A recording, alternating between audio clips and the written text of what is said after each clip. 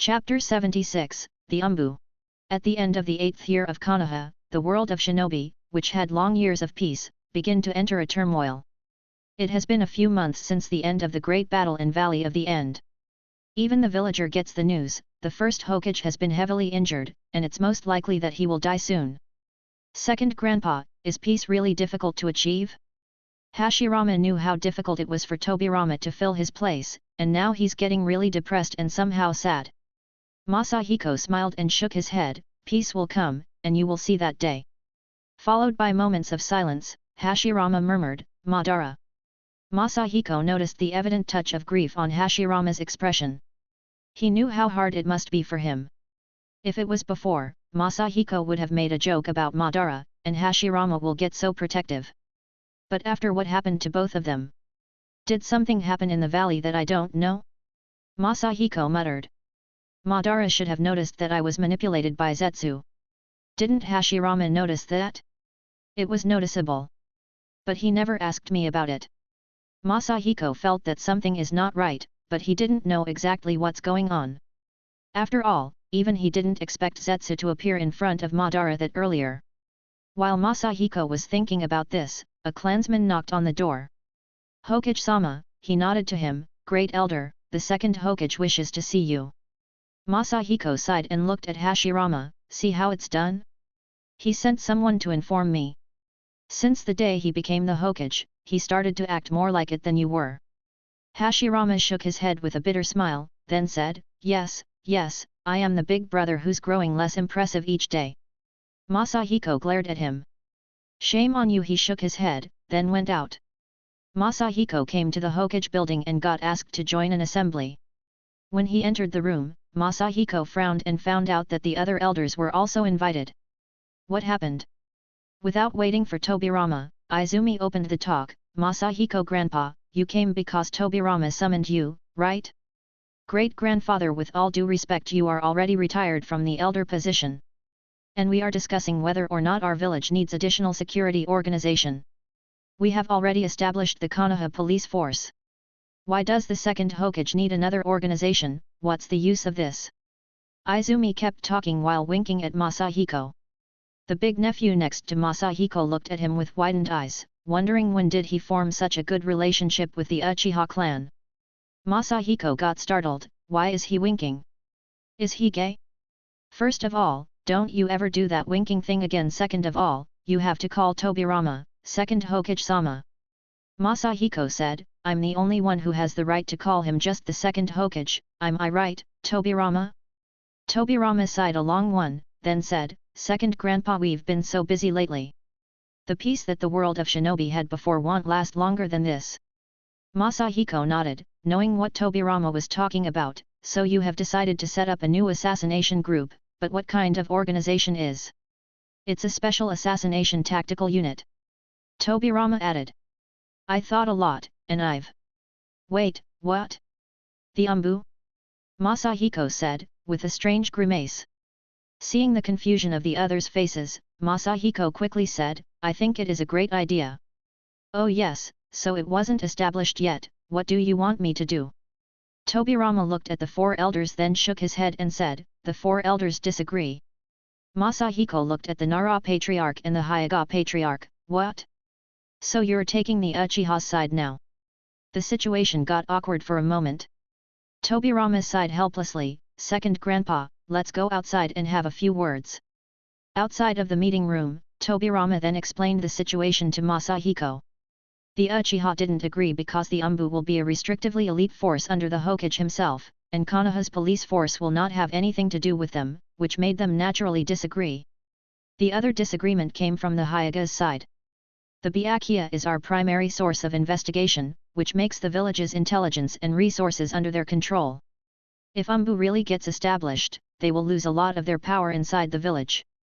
After hearing that, Masahiko frowned and looked at Tobirama, this is not like you. Tobirama, if you really want to establish the Umbu, then who can stop you? Tobirama sighed, the situation has changed 3 or 4 years from now, the world of Shinobi might end up in turmoil again, and most possibly not because of outside interference, but because of the clans inside of Konoha, the Hyuga and the Uchiha. Masahiko glanced at him, so you've called me here to talk on your behalf since I'm the only one who can talk freely? Masahiko finally understood why Tobirama asked him to come. He didn't mind doing that, but... So did you decide which clan you should choose to be responsible for this organization? Then Tobirama was slightly short of words. At that moment, Masahiko realized that the hokage might also have some ambitions over the position of the hokage, so he couldn't trust anyone. There's a lot of chaos in your circle, Masahiko sighed, and regardless of the reaction, he walked back to the meeting room and began to roast the hokage and the Uchiha.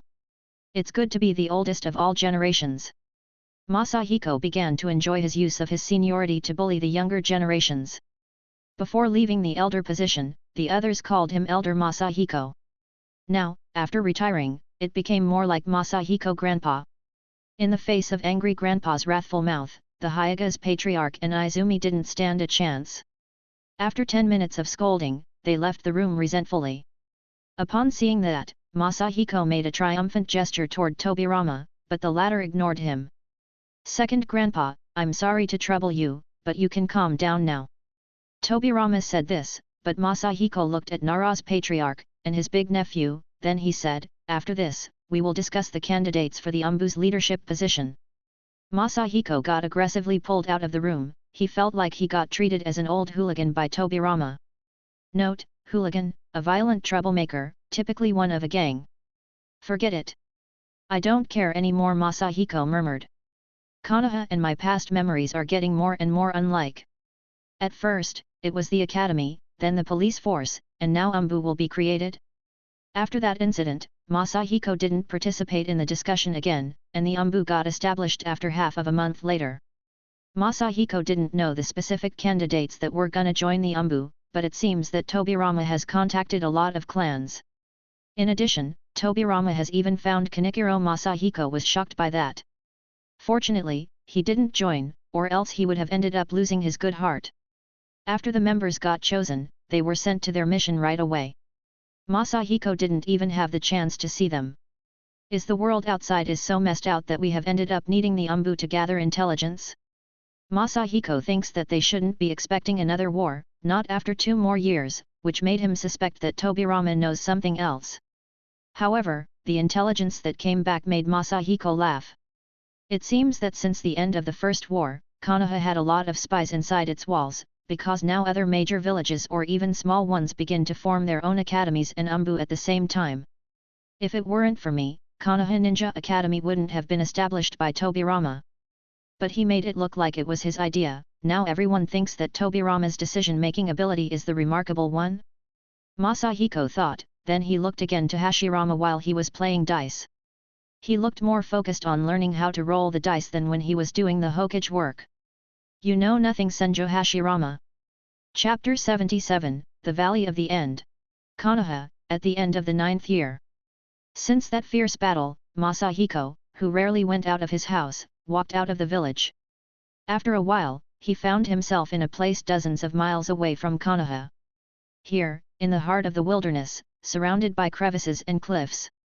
No one knew of this place before, it's just an insignificant point on the map, but from now on it will be called the Valley of the End.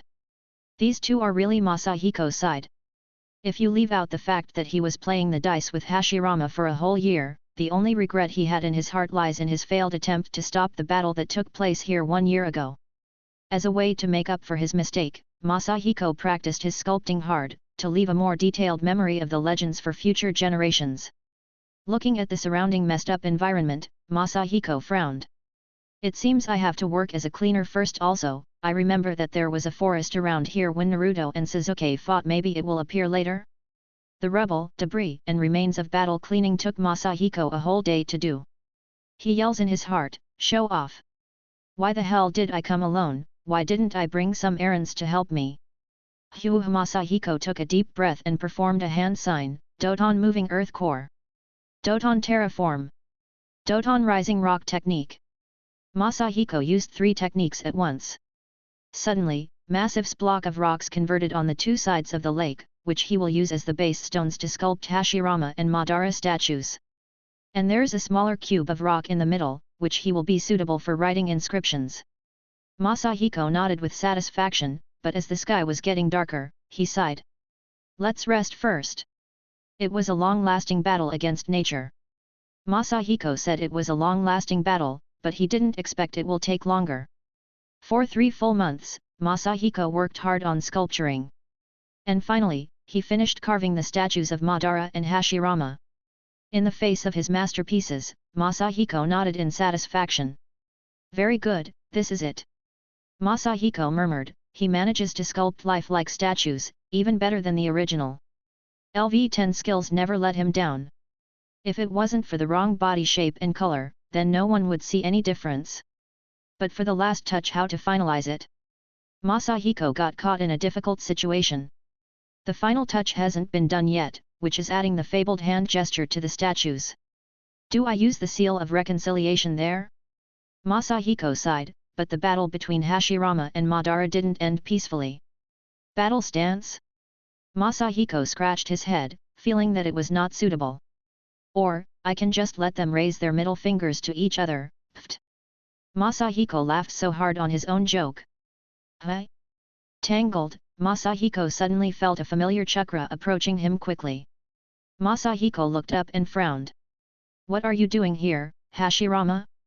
He was anxious, he was afraid that Hashirama will force him to play dice again.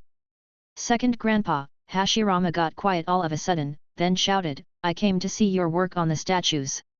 Masahiko's face got pale, he ended up adding a lot of extra features that are not present in Hashirama's true self. He was afraid that the future generation will disrespect Hashirama because of his funny face.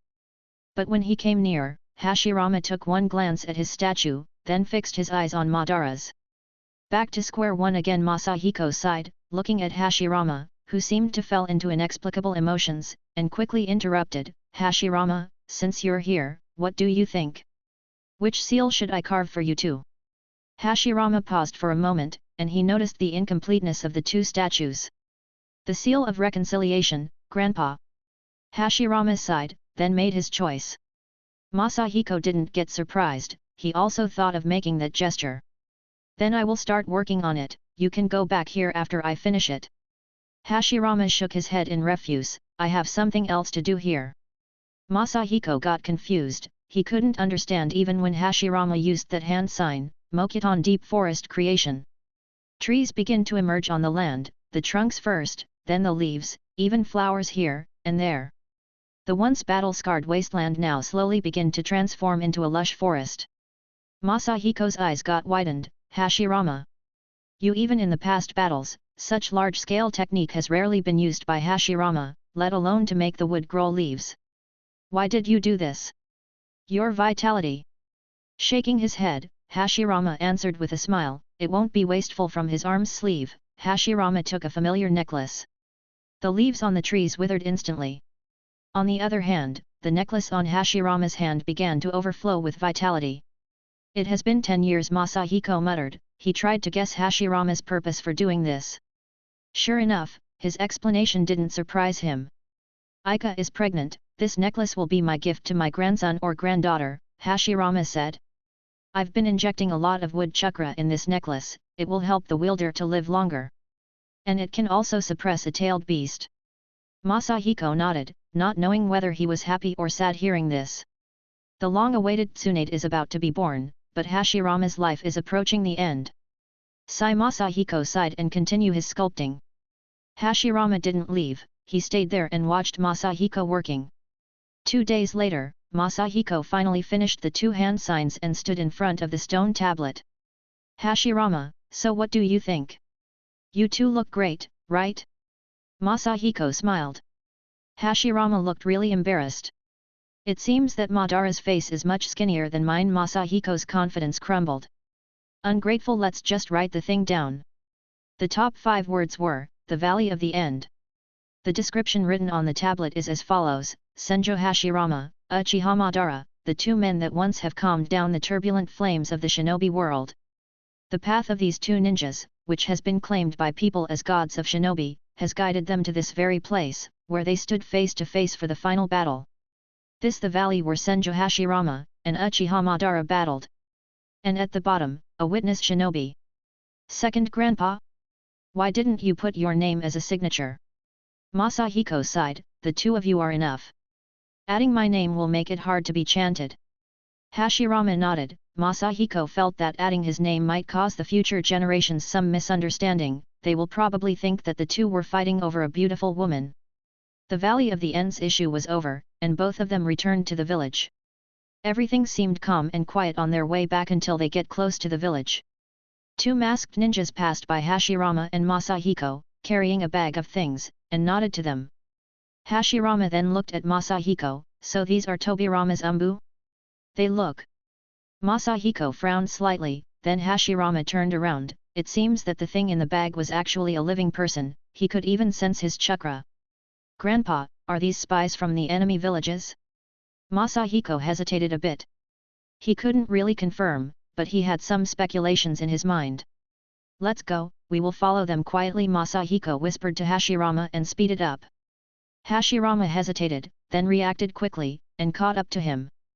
Just as Masahiko expected, these two were suspicious. They carried that bag away with them and didn't show any signs of returning to the village. Instead, they ran away farther and farther from the village, all the way to the northeast. There actually Masahiko sighed, unwilling to believe what has just crossed his mind. Chapter 78, Human Experiment. A Bottomless Hole. The two men that Masahiko and Hashirama have followed entered a suspicious cave. The light inside the cave was dim, only a few candles were lightening the path. Masahiko couldn't see right through the cave, his vision got isolated by the darkness. The two umbu has already entered carrying that bag. Hashirama started to feel that something is wrong. He nodded at Masahiko, ready to get in and explore the place. But Masahiko stopped Hashirama. It's so concealed. There may be an army of umbu down here or just a training place, but who knows? We don't want to be reckless. Hashirama didn't say anything back and just nodded. On the way back to the village, Masahiko secretly used a shadow clone and sent it carefully to investigate the situation in the cave, while Hashirama wasn't paying attention. This has caused both of them an embarrassing scene. When Masahiko's clone was about to enter the cave, it encountered Hashirama's clone there. The two looked at each other for a moment, then Masahiko sighed, "Let's go," and thought in his heart, "Hope it's not what I'm thinking." The two stepped into the entrance. After a few steps, a layer of stairs appeared at their feet. As they went down, the candles on both sides became denser. A straight path went down 100 meters, then they turned right to found a massive gate in front of them. What is this exactly? Masahiko murmured. In his perception, the same material used to construct this gate was covering the entire place, which was making him unable to sense anything inside. The two of them looked at each other and nodded. When they were ready to open the gate, it got opened on itself. They could see two people inside, which were the two umbu form before. The four looked at each other. And now the situation got more awkward and tense.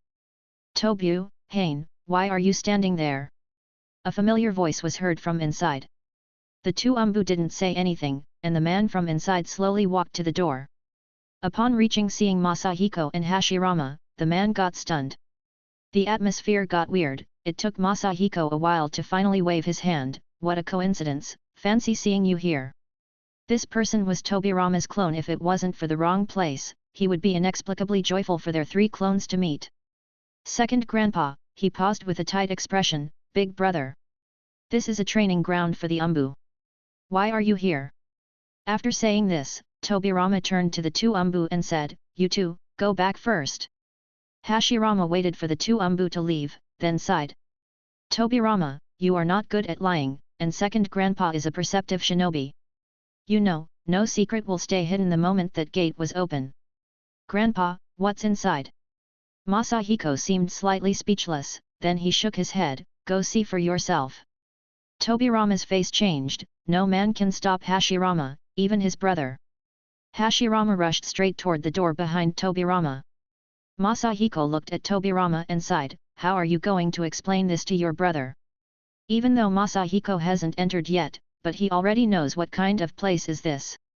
Just by guessing from the person who was taken inside, he knew what kind of dark experiments were happening here.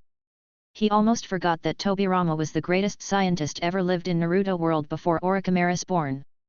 However, he never expected that Tobirama was also involved in human experiments. Tobirama's face was low, but he didn't answer Masahiko's question and chased down Hashirama. Masahiko shook his head and walked inside slowly. What caught his eyes were bodies of various animals sealed in ice. Wait, are all of these summoned beasts? Where did he find them? Did he only experiment on animals? Masahiko murmured. Thinking of the living person who was carried by the umbu, Masahiko shook his head and moved forward. When he entered the next room, Masahiko's heart got filled with darkness just from the first glance. Various human organs and bodies were encased by crystals, it's like a laboratory. And the objects of these experiments were human. However, after inspecting for a moment, Masahiko felt slightly relieved. He didn't find any familiar face there. It seems that Tobirama didn't use the villagers as experimental objects, unlike Orochimaru. Walking deeper, Masahiko could hear the quarrel between Hashirama and Tobirama. Big brother.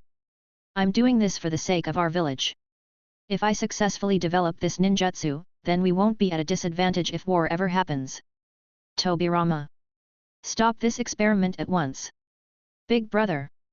The experimental object is the defective ninjas from the other villages, which is actually the best use of them. Best use of them? These are human beings. Masahiko walked in, and the two brothers looked at him at the same, which stunned him for a moment. They were waiting for him to say something, but Masahiko could only sigh. You two keep arguing, I'll just listen. Hashirama was about to go for it again, but Tobirama didn't give up too. He was gonna try everything to change his brother's opinion, so he quickly said, Big brother, grandpa, my ninjutsu has already made some results, I will show you. Tobirama then walked deeper into another room. After a while, Tobirama dragged a person out. Hashirama looked coldly at Tobirama, refusing to give up. Tobirama started to demonstrate, Big brother, this is the newly captured spy that was spying on our village. Hashirama didn't say anything. Tobirama then took a scroll. After unleashing it, a small inscription seal of blood appears in front of them. Tobirama then used some hand signs, Kukiyos Edo Tensei. After the hand clasped together, a coffin rose from the ground and loaded that ninja, then opened again, and the strange face exposed made Hashirama slightly stunned. Sure enough, it's the Edo Tensei. Is this a major change in the Naruto world? The ninja inside the coffin slowly opened his eyes, then remained motionless. Tobirama explained quickly, the person's soul summoned from the afterlife, by using this technique only has half of their power before death. I'm now trying to make them have some ingenuity. If it succeeds, even if we besieged by the other 4 great villages, we will stand a chance. Summoning? Soul? Afterlife? These 3 questions were consecutively asked by Hashirama, who was frowning at Tobirama. After just a few seconds later, Hashirama got furious. Tobirama. You're not only experimenting on living people but also playing with the soul of the dead. This experiment must stop at once. Tobirama got puzzled, Big brother. This is for the sake of Konoha. Halfway speaking, he got stopped by one cold stare from Hashirama. Mokuton Deep Forest Emergence. No more words, Hashirama decided to destroy the laboratory. But Masahiko's face got pale, knowing that he was gonna get buried alive. Not only him, but even Tobirama and Hashirama couldn't survive. At the main gate of the village, Hashirama and Masahiko were about to enter the village, when the memories from their clones that suddenly flashed in their minds changed the expression on their faces. Masahiko frowned slightly. The development of the Edo Tensei was not finished yet, and I didn't get any witness points. However, I didn't expect it to have this kind of development, so it's better that I didn't participate. Chapter 79, Zero Skills Tsunade. Inside the hokage building. Masahiko listened with interest to the first hokage's moral lecturing the second hokage Tobirama, while secretly laughing at how Tobirama looked helpless and afraid to talk back. This ideological, moral lecture lasted for half an hour before finally stopping. At first, Tobirama showed an I don't care expression, then a submissive expression, later an I regret it, brother, and from I'm sorry brother, he ended up looking so cute and innocent. Masahiko has almost laughed out loud at that point. The only time where you can see the ever-serious second Hokage act like a puppy is when he's around Hashirama. When Hashirama saw how Masahiko was acting so carefree, he was ready to open a moral class to Masahiko. But at the latter interrupted before he could say anything, Tobirama, why don't you tell him that you have started developing this technique, so you could manage to resurrect your brother after he dies? Tobirama's face got stiff, but he didn't refute nor affirm this claiming. Masahiko's mouth twitched slightly, then he muttered, so this was really the case. Hashirama then looked around and sighed, Tobirama, just forget about this ninjutsu will temporarily be classified as forbidden technique. The development of the Edo Tensei technique got temporarily suspended.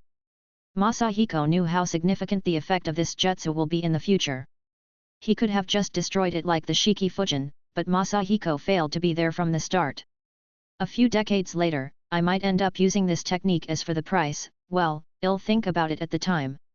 Masahiko thought of a lot of things, but as he wasn't willing to change the course of the First Shinobi World War, Masahiko didn't want to do anything with the Edo Tensei, as long as it's classified as a forbidden technique and well preserved. After this incident, Masahiko had a new mission. He got appointed by Hashirama to supervise Tobirama. Of course, it's not face-to-face surveillance, and Masahiko didn't have the mood to stay in the hokage office all day. He just needed to stay in a nearby location to Tobirama, and occasionally use his mind's eye of the Kagura to check on him. As for where is Masahiko? Second Grandpa, did you come again to my house for a cup of tea? Kenji sighed and sat down opposite to Masahiko. Masahiko smiled, watching Aika coming over with 2 cups of tea, then joked, most people wouldn't dream of the chance to drink tea that was made by the princess of the Land of Fire. After a slight pause, Masahiko said, however, Kenji, Aika is pregnant after all, I won't bother her next time. Kenji let out a sigh of relief. Next time, you will make the tea.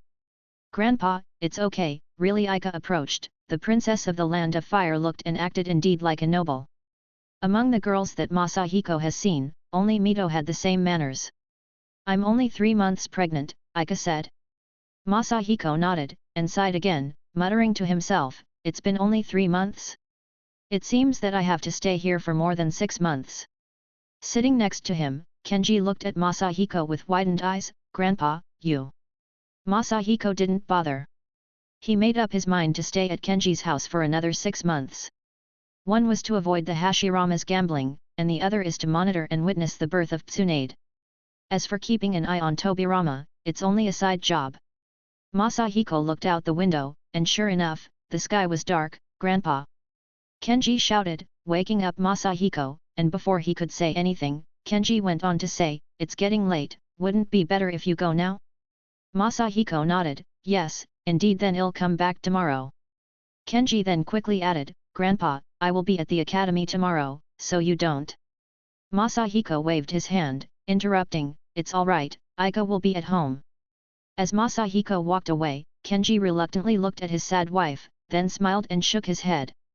There's really nothing he could do about this, Grandpa. While Masahiko walked to his house, he muttered along the way, Tobirama hasn't done anything for half a month. Did he found out that he's being watched, or did he simply give up? After thinking about it, Masahiko laughed again. Kenji boy, you used to nag and pester me a lot when you were a child. But now that you've grown up, it's time for my revenge. When I think about it, when Mito was pregnant with him, I used to have such a routine to bully Hashirama. What an inexplicable nostalgia. In the next 5 months, Masahiko has become an office worker with a repetitive routine. He will go to Aika from 9 to 6 every day. However, in September, Mito moved Kenji's house. Masahiko somewhat felt embarrassed to go. Faced with Mito, who seemed like she always has some doubts about his age, he still felt guilty around her. As for the reason why Mito moved in, it was because Mito expects Aika to deliver soon, and when that happens, she wants to be there so she could take Aika to the hospital herself.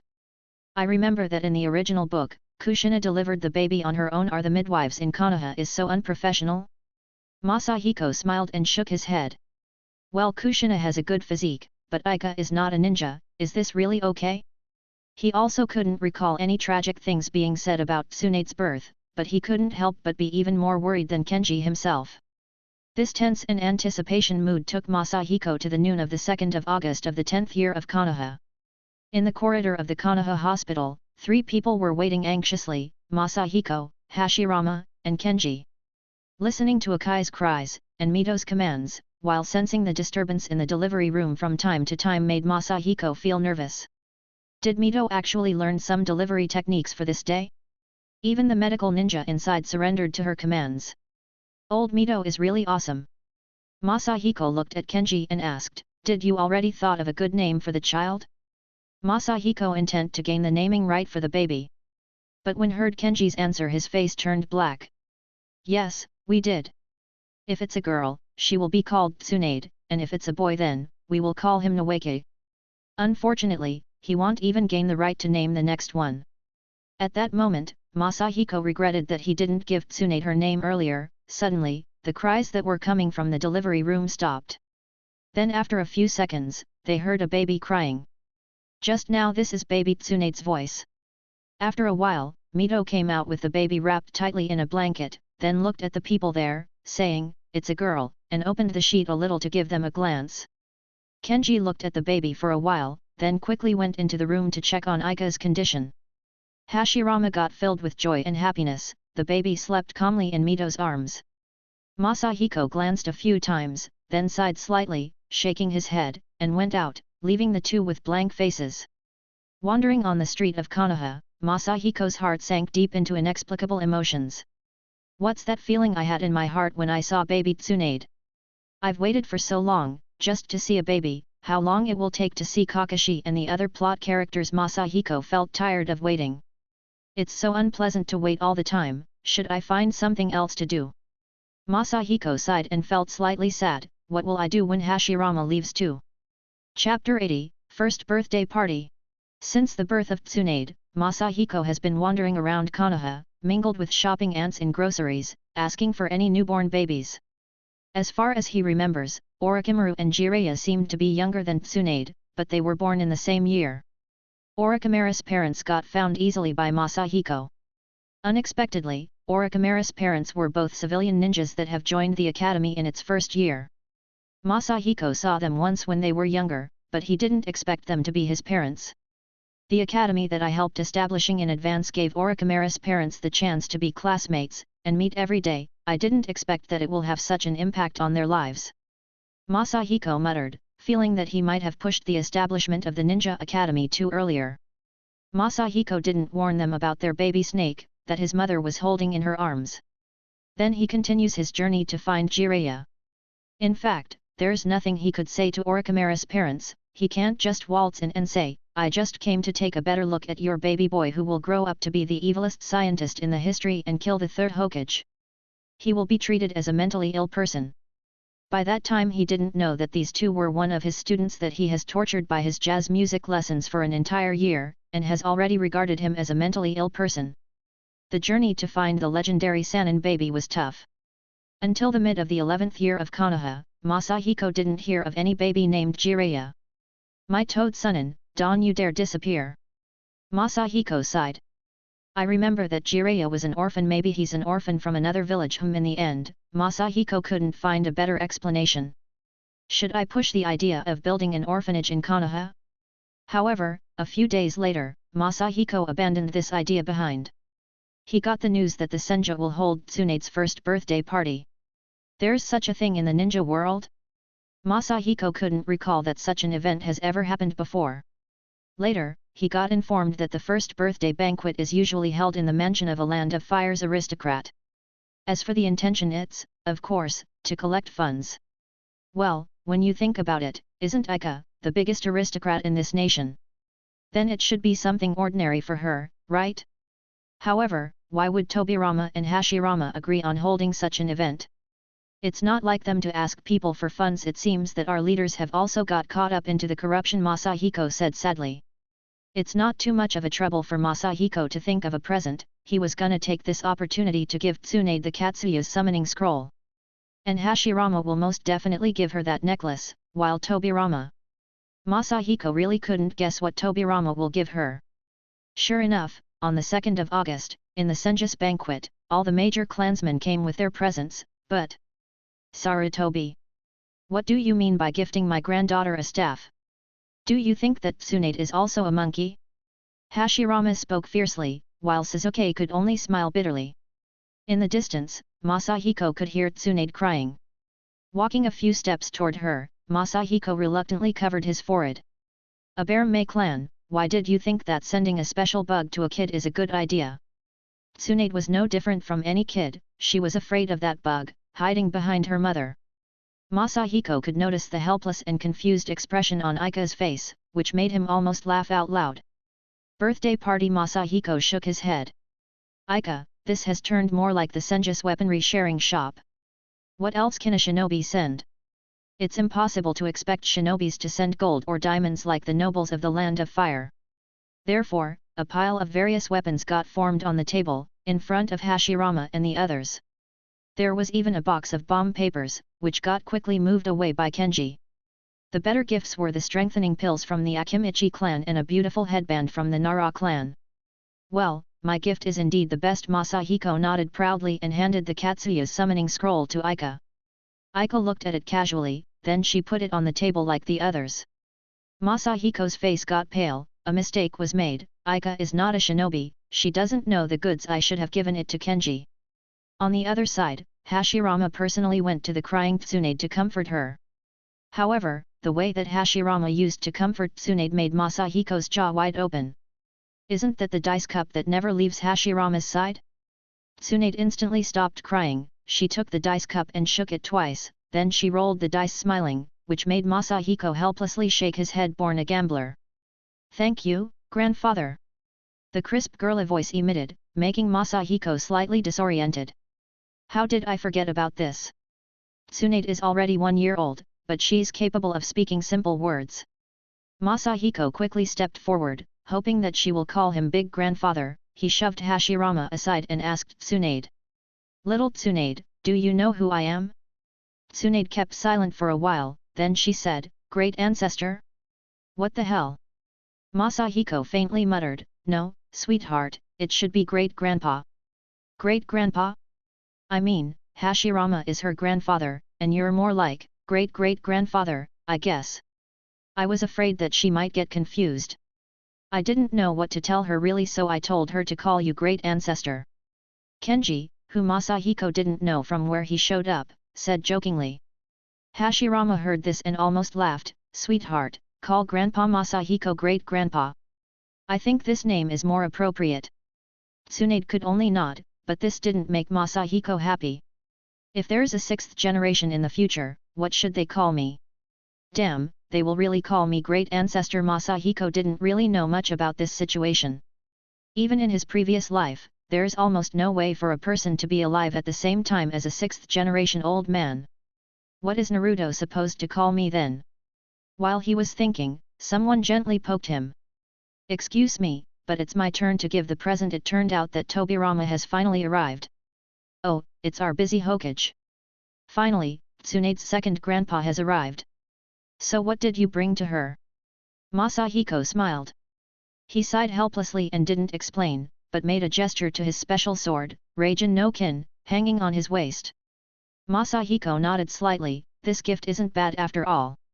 He wanted to say something, but Hashirama, on the other side, finally announced the start of the banquet. Every family and clansman came to the table one after another. Masahiko shook his head and said nothing more. After all, it was important to eat. The sumptuous dishes were placed on the table in front of Masahiko, which almost comparable to the feast at the daimyo palace years ago. After all, in Konoha, the Senju is considered to be the biggest and the wealthiest clan. This time, Masahiko didn't start eating immediately but looked at the table on which the gifts were placed with a smile. The shuriken and the kunao were forming the biggest pile, nothing that expensive. Ninjas really don't know how to gift presents. Ha! Without my summoning scroll, the Senju would have lost big time. I'm really a generous man. Masahiko then nodded and started eating. Chapter 81, Passing Away with a Smile. Time flies like an arrow, and suddenly more than a year has passed since Tsunade's first birthday party. There's not much of a change in Masahiko's daily life. He was still entangled with betting and gambling. The only difference now is that he has a new little gambler to deal with. Since Tsunade's hand touched the dice shaker at her first birthday party, she became out of control. Hashirama was also spoiling her by taking her to Masahiko's house to gamble all day, or to find someone who has worse gambling skill, which was challenging. Masahiko has been avoiding them ever since. But a month ago, Masahiko began to spend more time with them, because he felt like Hashirama's vitality is deteriorating even more. It seems that his time is getting near. I don't know what Kenji and Aika are thinking, Masahiko murmured, looking helplessly at Hashirama gambling. No wonder Tsunade's gambling skills are so bad, she learned from the worst. Hashirama sighed and shook his head. Although Hashirama is the god of shinobi, he didn't have much talent in gambling. Masahiko already taught him for so long, but he only made a little progress. However, Masahiko didn't really intend to teach Tsunade in person. Even if he could help her, he didn't feel like he should change what Kishimoto has already written for her, and if she wins the money, it will just make her more addicted. Tsunade, see your grandpa gets an 18. Hashirama's enthusiastic tone made Masahiko go back to life with a helpless expression. Open, 2 points, roll, open, 2 points, roll again, open. 4 points. Total of 8 points. Ah ha ha ha, Tsunade, didn't I just say 8 points? Ha ha ha. Hashirama laughed awkwardly, trying to fool that little Tsunade. Oh! Great-grandpa! Tsunade seemed like she really believed Hashirama. It was her turn now, and he looked excited. She squatted on the table and shook the dice. The dice rolled. Opened with trembling hands, the 3 dices showed 6, 6, 6, with the total was 18. Hashirama froze for a moment, and after a while, he got excited again, and looked at Masahiko. It seems that Tsunade is very talented in gambling. Maybe I can't win against you. But Tsunade will do it in the future. Masahiko snorted, I can beat both of you blindfolded, and I bet that Tsunade will become worse than you in the future. Masahiko took the dice cup, then shook it, and put on the table without looking.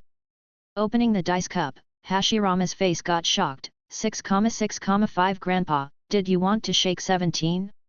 Great-grandpa, I won. Tsunade became so joyful, while Masahiko's eyes got widened. I wanted to shake 18. My level 10 gambling skill couldn't be wrong. Masahiko sighed, then looked at Hashirama, no way. Suddenly Hashirama asked, Grandpa, what's wrong? It's okay, you two continue. Masahiko responded, then fell into silence. He kept watching the two of them playing, but out of character, Tsunade continued her winning streak, one game after another, which made Masahiko's face turn pale. If she's winning, then I'm afraid. At that moment, Kenji came over. Masahiko initially thought that it was only luck, but when Kenji came over with that confused expression on his face, everything changed. His first sentence left everyone paralyzed. Father. Mother seems to be pregnant. Masahiko's jaw dropped, and his eyes widened.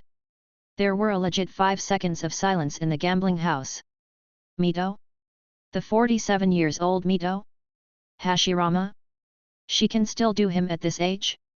No wonder your vitality had suddenly dropped a lot a few months ago. Hashirama looked surprised for a moment, then he smiled a second later, holding Tsunade in his arms. Is Mito pregnant? It should be really hard for her second grandpa. I'm afraid that I won't be here to see the day when the peace comes. But I hope you, Kenji, and Tsunade will witness it, and tell me all about it when we meet again. Hashirama spoke slowly, lying on his chair. Grandpa, why can't you also see the day of peace with us? Gripping Hashirama by the clothes, Tsunade asked sadly. Father, you. Kenji wanted to utter something, but Masahiko patted his shoulder, shaking his head. Then he went out. Asking me to tell you all about it when we meet again? It seems like I couldn't hide it from you, after all, Hashirama. Others couldn't, but you, Hashirama, it looks like you know about my immortality for a while now. Said Masahiko. However, I will make sure that you will see peace with your own eyes. Masahiko sighed and walked back to the Hokage building, a place which he hasn't visited for more than a year. Tobirama was inside the office. He was taking care of some document. Upon seeing Masahiko's expression, Tobirama looked down again. Both of them fell into silence for a moment, then Tobirama continued his work. Masahiko didn't bother, he found a chair to sit on, and watched Tobirama working. After half an hour, Tobirama finished his work, and finally, he looked to Masahiko again, and he said, Grandpa, I didn't really want to see you like this. Tobu!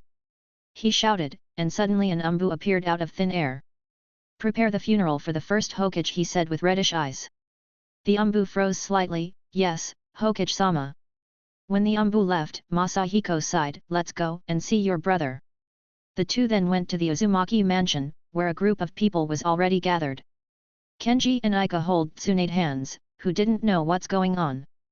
The Senjo patriarch, who was about to retire, was also there, also Mito, who was pregnant. Many people also heard the news, and rushed over. Most of them were the clan elders and the patriarchs from 6 years ago, which most of them are already too old, some even needed someone to help them walk, but they insisted on coming here. The older generations, who mostly spent their time in the Warring States period, were the people who really admired Hashirama the most. Hyuga's patriarch, who looked really old now, whispered to himself, "Butsuma, your son had a great life. He was the only man who's still alive between the 4 patriarchs who ruled the world of shinobi once." Noticing the arrival of Masahiko and Tobirama, the people initiatively made way for them to go to the front. Masahiko looked at Hashirama's closed eyes, a smile is decorating his face. He looked so peaceful.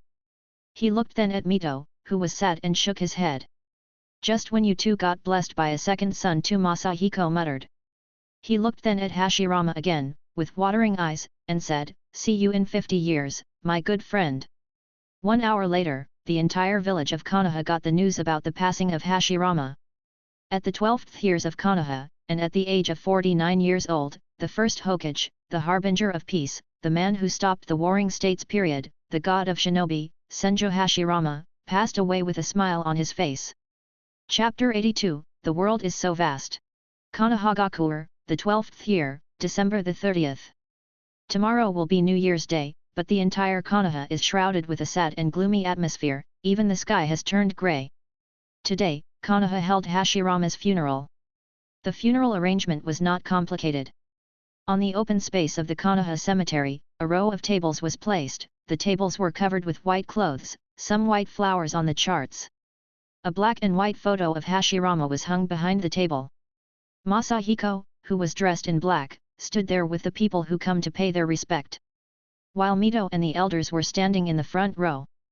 Ahead, Tobirama personally presided over the funeral and talked for a while about Hashirama's life. After that, the crowd burst into sobbing and crying. Masahiko carefully observed the people. The sobbing and crying were coming from the 2 girls who discussed before how long can Hashirama live. Masahiko still vividly remembers their words, "I'm sorry to disappoint you, I couldn't save him in the end." Masahiko couldn't hold himself any longer, thus, he walked around for a while. When the speech was over, the crowd moved forward a little by little toward Hashirama's grave, holding white flowers in their hands. Masahiko shook his head, then walked toward Tobirama. "Your brother was right about you." There was a moment of silence. Masahiko sighed, "You're really bad at lying. You can keep that tough expression on your face for as long as you want, but I know that you're crying deep inside."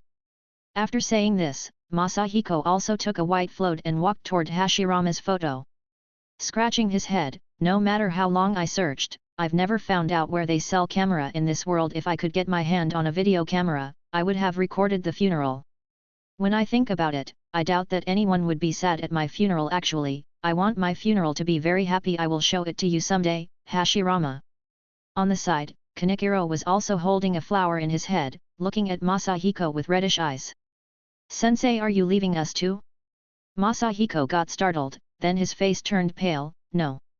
I don't mean that. What I mean is," Masahiko didn't know how to explain it, so he turned and left. After a few steps, Masahiko turned around again. "Yet after this funeral, I will go out for a while. I want to travel and see the world. Tell Nanako and Yuriko that they don't need to worry about me." Upon saying that, Kanikiro's eyes got even redder, and seemed like he was about to burst out. Masahiko couldn't help but sigh, but he never dared to stay and see it. On his way back, Masahiko saw 6 familiar figures. After thinking for a while, he remembered then that they were Tobirama and Hashirama's 6 disciples. These 6 disciples are about 21 years old. This is their prime. Masahiko muttered. "I remember in the original, after the Chunin exams arc, there was such a funeral for Sarutobi. It's their time now to step up. I wonder if you're happy or sad about this, Hashirama." When Masahiko walked forward and saw how sad Mito was, but he didn't know how to comfort her. The face of this girl, who hasn't changed for 30 years, brought him back old memories, when Masahiko took her to the Senjo clan for the marriage. Hashirama, back then, was a shy boy. The past played back in his mind like a movie. "Second grandpa, let's go." Tobirama's voice interrupted Masahiko's thoughts. He realized now that he got lost in his dreams for more than an hour. The funeral was already over, and the crowd has been dispersed. Old age leaves you with nothing but memories. Looking around, only Tobirama and Mito were left. Kenji and Ika already went home to take care of the crying Tsunade. Masahiko went silent for a while, then he slightly shook his head. I won't go back.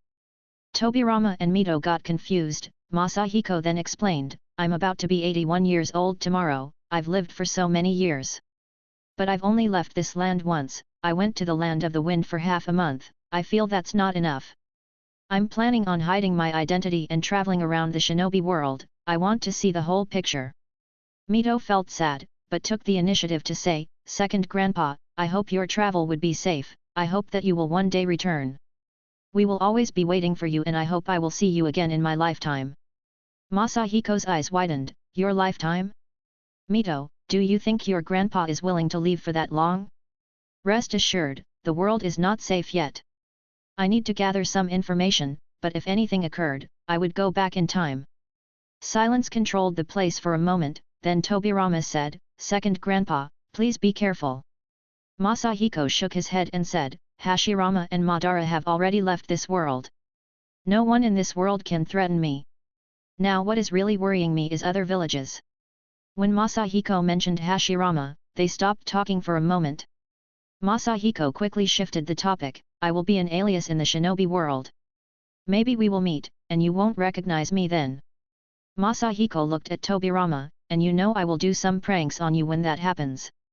Tobirama nodded, but he couldn't help but feel confused. In fact, I've always wanted to ask you about your age, but if you don't feel like it, you don't need to answer. Masahiko felt speechless. He was trying to find a way out of this. But then Mito rushed to interrupt, and said, Second Grandpa, can live for 500 years for some reason. As for the specific reason, I'm not quite sure. Masahiko got puzzled, 500 years? When did I ever tell you that I can live for 500 years? Mito looked surprised, didn't you sing that before, uncle? Sing that? Masahiko first wondered, but then he remembered that he once sang an adapted version of Let's Borrow Another 500 Years from Heaven song in front of her.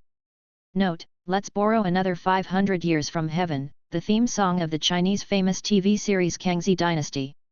So, this is the reason why Mito has always had doubts about my age? Masahiko scratched his head and murmured. Ha ha ha. Masahiko smiled awkwardly, yes, it is, but not necessarily 500, or maybe 400, maybe 300 years or even tomorrow, who knows? The two obviously didn't believe him. Well, they believe that I can live for 500 years because I've developed some special technique or something. This is way better than eternal life. Masahiko sighed, then said to himself, well, if that's the case, I would have only borrowed 200 years, it would be closer to normal people, better than see everyone die. Masahiko sighed and waved his hand. He then returned to the Uzumaki mansion and packed up his luggage. In fact, it just some money and some seal scroll. He didn't bid farewell to another people and directly left the village. 10 miles away from Konoha, Masahiko took a deep breath and shouted, the world is so big. I want to see it. When I think about it, it's really not that big. I don't think it will take me a long time if I fly. Then suddenly, a drop of water fell on Masahiko's right cheek. He looked up, and it was raining.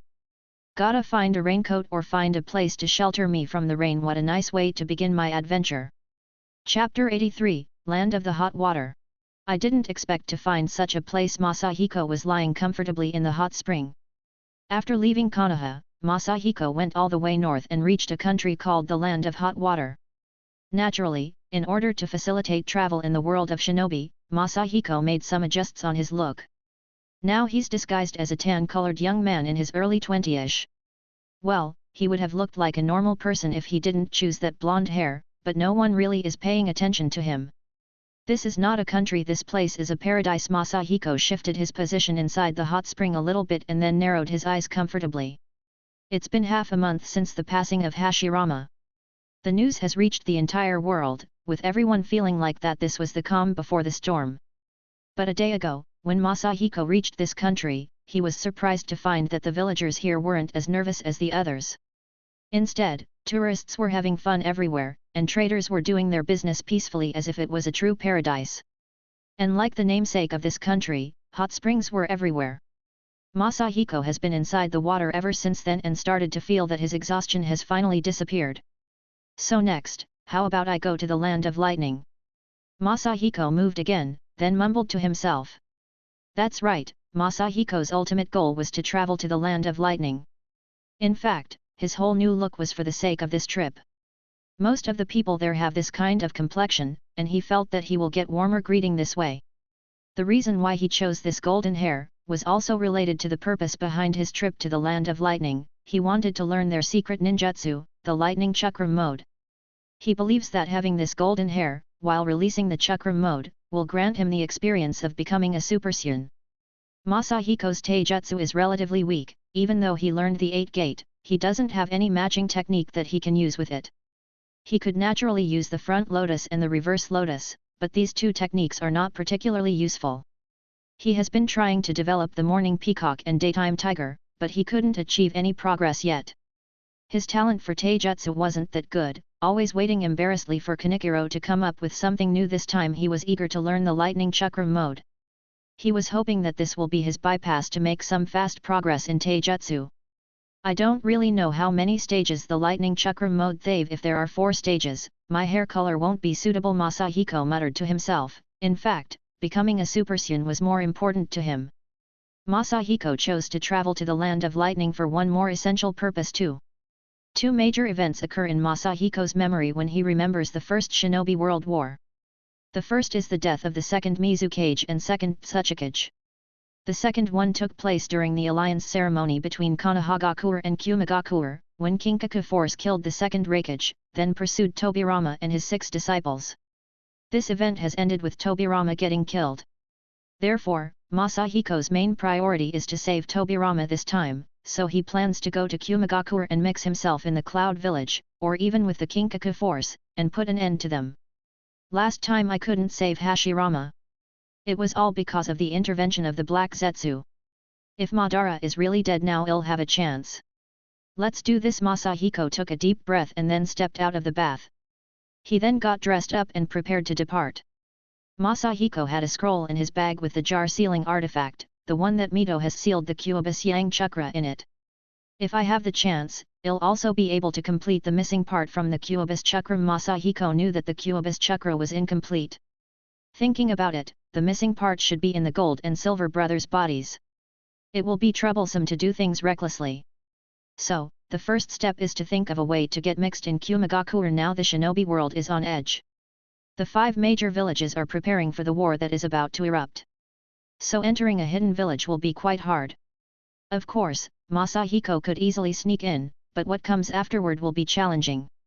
After thinking for a while, Masahiko still couldn't find a good way. Let's get out first. Sir, please come back again. Masahiko left the hot spring under the warm farewell of the owner. Walking aimlessly on the streets, he strolled for hours looking for an answer, but not much he gained. Except for hot springs, hotels, and restaurants, there was nothing in this land. It's just a tourist town after all. Almost giving up, Masahiko suddenly saw an unfamiliar building in the distance. He took a closer look. Guards recruitment office? He scratched his head and walked in. Inside, there were several tables displayed, and behind one of them sat a fierce-looking middle-aged man, with a long knife in his arm, and a long scar across his face. Came to apply? Samurai or ninja? Scarface said. Masahiko looked around and saw that there was no third person inside. He said, "What is this place?" Scarface said, "An outsider, huh?" He later explained to Masahiko the origin of the so-called guard recruitment office. It turned out that the land of hot water has many merchants, and they dealt a lot with Kumagakure. The road was very dangerous for them to take, so they needed guards to protect themselves. In the past, most merchants entrusted Konoha with the escort missions, but in recent years, the relationship between the major villages went south, and Konoha started to turn off these missions, so the guard recruitment office got established.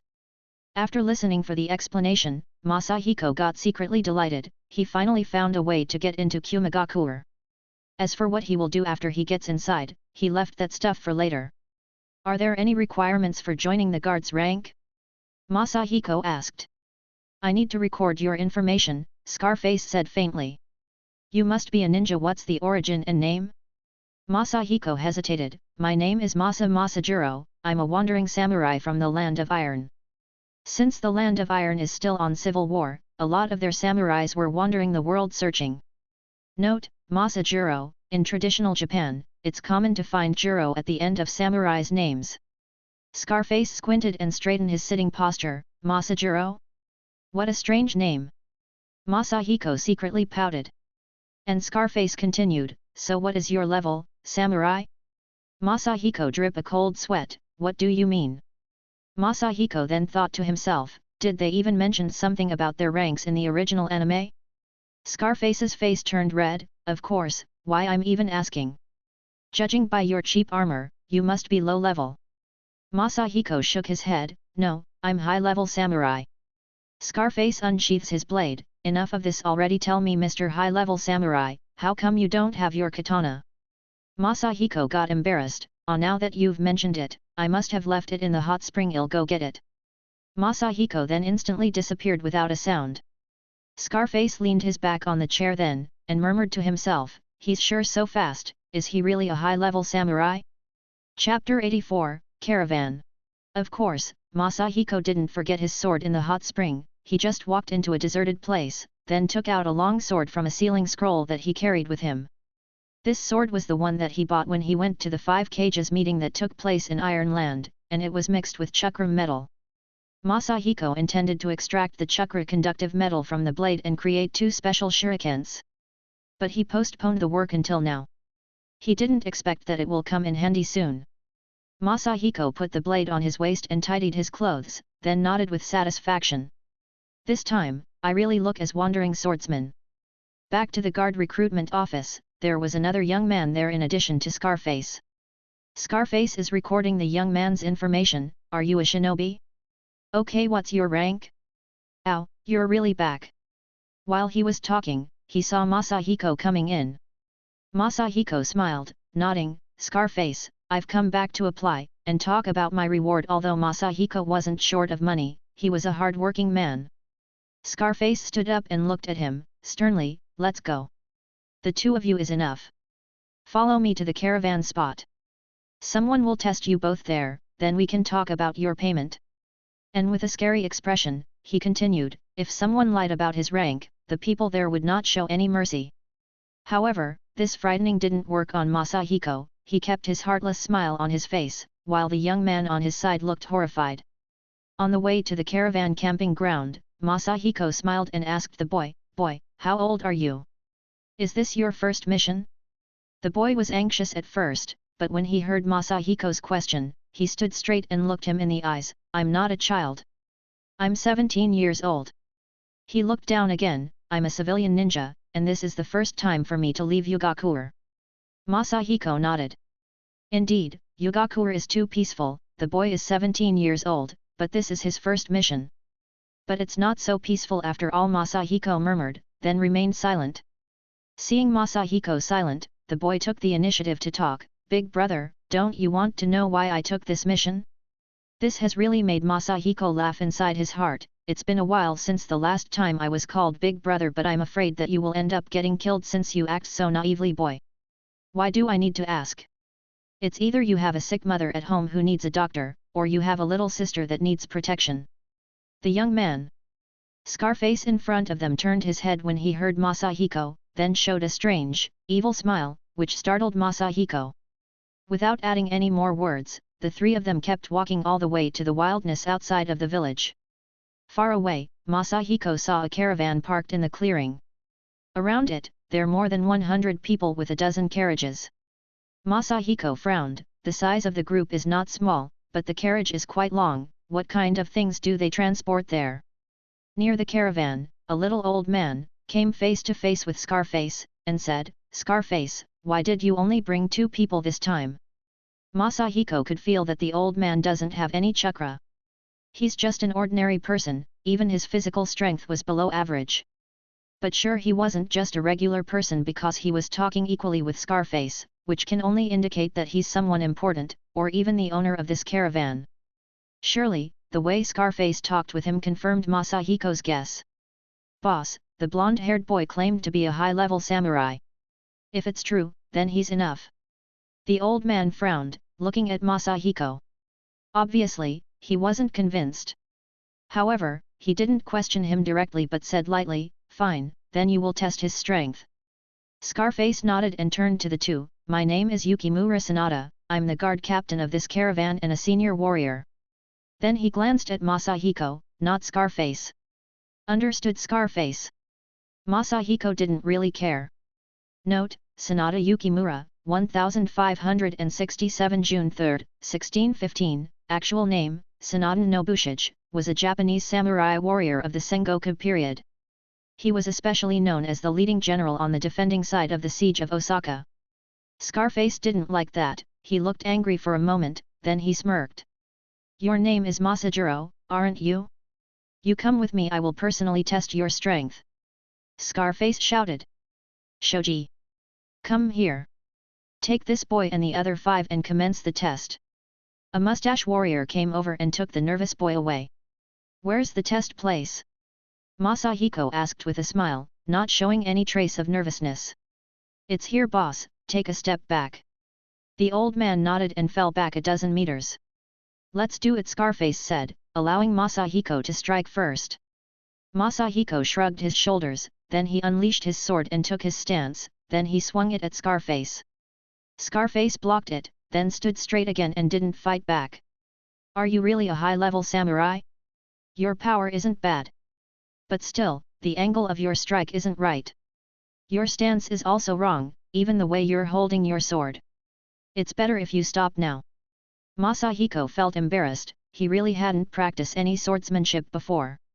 "I'm using a special blade technique, do you want to learn?" Masahiko replied. Scarface didn't add any more words, and with a stare on his face, he drew his sword, then attacked. This wasn't the first time for Masahiko to fight against a swordsman, he had a few rounds against the Heitake Patriarch before. The momentum is good, but no chakra reaction.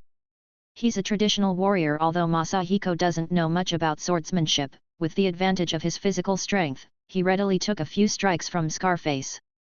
Scarface then let out a sigh and nodded, inserting his sword back into the scabbard. Masahiko thought that the test was already over. But he didn't expect that Scarface would shout, "Lado!" Note: Lado is a Japanese martial art that emphasizes being aware and capable of quickly drawing the sword and responding to a sudden attack. The sword drawing was as fast as lightning, which made Masahiko's heart move, releasing his chakra, that he was trying to hide, and blocked Scarface's sudden attack. Scarface snorted, "It turned out that you're using the new style, your chakra amount is quite a lot. No wonder you dared to call yourself a high-level samurai." He said these few words, then he turned away. Masahiko scratched his head, not knowing how to respond. The little old man then walked over, and said with a smile, "The previous sudden attack is to prevent unidentified shinobi from infiltrating our team. Some spy will quickly use their ninjutsu to defend against that sudden attack. But you did well. Don't let it confuse you, there is a small dispute between the old and new samurai, Scarface here is one of the old generations, so." Masahiko nodded, indicating his understanding. "Welcome, Masajiro, it's your name, right? Welcome to the caravan guards. This is your initial payment, 500,000 ryo. When the goods are delivered, you will receive the rest." Masahiko wrinkled his eyebrows and quickly took the money with a smile, and officially joined the caravan guards. How come I haven't heard about this prepayment until now? Chapter 85, Underestimate. Half an hour after Masahiko joined the caravan, they finally took off. Masahiko looked around and frowned. By using his perceptual ability, he could sense there was one jonin-mustached guy, and 8 suspected shinobi in the caravan, and several samurais with unknown strengths. Scarface said that this task might be rated as an S-rank mission in Konoha. "What the hell are we escorting?" Masahiko muttered to himself, "He's inquisitive." He looked around and noticed that no one is paying attention to him. Masahiko then sneaked to the nearest carriage and wanted to open the drape covering it. "Big brother! You're here too!" Shouting this in his ear, frightened Masahiko. Masahiko reluctantly turned around and the boy was there. Masahiko didn't know when did he sneak behind him. "Oh, boy! Congratulations to you, Masahiko. Fake smiled at him. The boy didn't notice that fake smile across Masahiko's face, and said, I said I'm a man. My name is Chusuke. What is your name, big brother? Masahiko sighed, hiding his identity while traveling like this is really inconvenient. If he's not careful, he might end up having a younger brother that he should look after. Okay, Chusuke boy broker? Masahiko got shocked slightly. Your name is strange. My name is Masajiro. Note, Chusuke name means broker or intermediary in Chinese. Chusuke got silent for a moment, wondering why Masahiko would make a comment on his name while the latter's name is stranger. During the trip, Masahiko had a small tail behind him all the time. Chusuke kept asking this and that, thus, Masahiko didn't have the chance to peek into goods. So many words are indeed suitable for a broker. Masahiko sighed. Big brother? What did you say? Nothing. One day later, the caravan entered the range of the Land of Frost, Shimogakure. It's rumored that the country is still infested by war and still belong to the Warring States era. The caravan's merchants and guards were clearly vigilant. After he tested Masahiko's strength, Scarface didn't pay much attention to him anymore, but in these circumstances, he came over to him. Hey, new warrior! Let us put aside our problem. If someone attacked us, I will need you to protect the boss. I hope you can also protect the goods. Masahiko rolled his eyes thinking, it's you who have problems. But he still replied, relax, I know already, protect the goods, and help others kill others. Scarface was silent for a while. Apparently, he didn't like Masahiko's attitude, but still, he understood what he meant, so he nodded and turned away. On the side, the broker came again. Big brother, are you that powerful? The captain even talks to you in person. Masahiko. Unexpectedly, 2 days passed quickly. The caravan was about to leave the territory of the Land of Frost and immediately enter the Land of Lightning, but there wasn't any disturbance on the way. In the past 2 days, there have been several groups of shinobi from Shimogakure, who have been watching the caravan far away.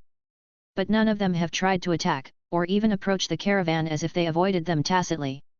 Masahiko didn't understand and didn't want to try and figure it out. No one could threaten him anyway. And he just needed to follow the caravan into the Cloud Village. 2 hours later, the caravan officially stepped out of the borders and entered the Land of Lightning. Several towering cliffs appear in front of Masahiko. Atop of the cliffs, the sky was filled with endless thunder that echoed into Masahiko's ear. So, this is the Land of Lightning? Masahiko murmured, finally I can see the world. I should have done this years ago. Masahiko and the others finally reached the territory of Kumagakure. The guards were obviously relieved. Scarface, well, his face was still as scary as always, and Chusuke breathed out a sigh of relief and said, Big brother, I didn't expect such a smooth. Masahiko sighed, not really. He could notice that the closer they got to the Land of Lightning, the more nervous the caravan boss seemed. It looks that they were really delivering something dangerous. What is this? The amount of chakra, it must be S-level ninja. This will be really troublesome. Huh? Why does it seem like there are 10 other people with him? Isn't he already enough? Masahiko frowned, and he could sense 11 chakra reactions not far away. The strongest is dangerous enough, with the need to mention his underlings. Sure enough, when the caravan traveled 1 more kilometer further, they finally met the people that Masahiko sensed a while ago. The 10 looked like children, who he estimated that they didn't graduate from the Ninja Academy yet, headed by a 9-foot-tall man, in his early 20s, with a dark complexion, but not really vicious. The moment Masahiko saw that person's face, his face got pale. I underestimated the situation, he's more than just a bit troublesome. The caravan guards were on alert, and Scarface was about to speak when the boss stopped him. The little old man shook his head bitterly, and said, Lord B, I didn't expect you to come here in person. So he was B, or should I call him the next A? Masahiko murmured. From the very first generation of Raikages in Kumagakure, the village has always had the combination. A is the Raikage, and the man who is chosen to be his right hand will be called B. Killer B is the one that Masahiko was familiar with from the anime, but he's not born yet. The second B didn't answer, but turned to the children behind him, and said lightly, I will fight now, and the rest of you will watch and learn. After saying that, he turned again to the caravan. Scarface looked dignified. He quickly stepped forward and made a backward gesture, then one of the guards came to his side. it was the mustached guy that Masahiko identified before as a jonin. Then Scarface waved his hand again and again and again. Masahiko finally reacted, "Hi? Me?" Scarface turned his head frowning, "You said, protect the goods, and help others kill others. This man is not an ordinary opponent. I'm afraid the others can't handle him. We three will join our forces together." Masahiko scratched his head, sighed, then took the 500,000 ryo out of his pocket and shoved it to the caravan boss. "Here, I don't want the money." The little old boss paid a part of the money in advance because he knew that they will be attacked by such a dangerous opponent. Of course, he knew that it was in order to prevent bailing the task, but Masahiko didn't expect that. "Big brother! How can you do this?" The broker shouted before the old man could even speak. "The new generation really can't be trusted." "Let's go," Scarface shouted. Masahiko sighed, dead men walking. Sure enough, in the next second, B flashed, and the two got bombarded away. The little old man got stunned. "Lord B, why are you doing this?" B didn't speak and continued walking toward them, showing his determination. The old man says, "Everyone, attack him! We will get help soon." All the other guards looked at each other and didn't move, but the broker instantly shouted and rushed in. B looked at him as if he was a little ant crawling on the ground, then rushed to crush him. Suddenly, Masahiko's long sword and B's right leg clashed on each other, emitting a loud roar. The lightning's shockwave made Chusuke stunned. Masahiko's face was bitter. Why the hell did it end like this? I just wanted to enter Kumagakure. If I don't use my ninjutsu, I'm afraid this guy will kill me. Chapter 86, I'm the legendary ninja. Masahiko's katana trembled for a moment, which made his brows frowning. The thunder bursting out of B's leg increased, which made his physical strength much powerful. Masahiko didn't try to fight back harder and pulled the broker back with him. "Big brother, thank you." Chusuke thanked Masahiko while he was shaking from fear. Masahiko sighed, "Boy, you've exposed my perfect disguise." B was also frowning. A samurai? He couldn't believe that his attack got blocked by a mere warrior. "Ah, haha, yes, I'm just a humble samurai, do you believe it?" "There's no way you're just a samurai." B then shouted, "Super Saiyan, second stage."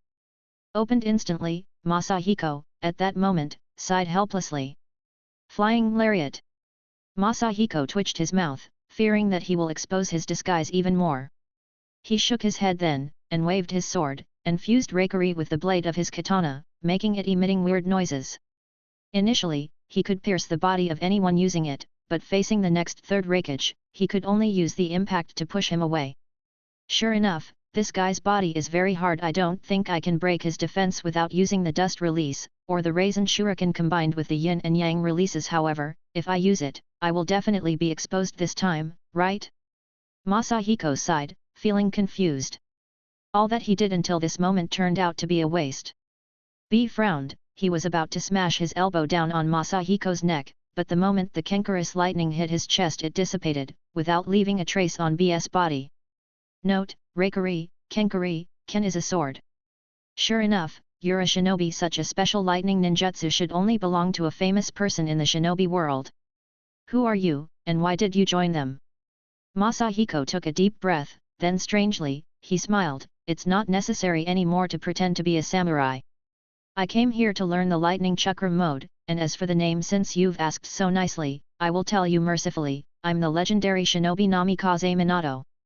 For a moment, the field became so quiet, everybody was trying to remember who this Namikaze Minato is. After a while, the old man rushed to speak, "Oh Lord Namikaze, please protect our caravan. When we reach Kumagakure, the two elders will definitely thank you generously." Masahiko felt a headache at that moment. It was all caused by the blonde hair this time. He got himself in big trouble, thinking, should I just kill them all? Masahiko looked around, and it seemed that everyone suddenly could feel his bloodlust. "Big brother, Minato! You are so powerful!" The broker shouted, and Masahiko could only sigh helplessly. "What a kind person I am!" Unbeknownst to the other, B didn't wait for him and instantly launched an attack. After blocking his attack, Masahiko had a strange feeling.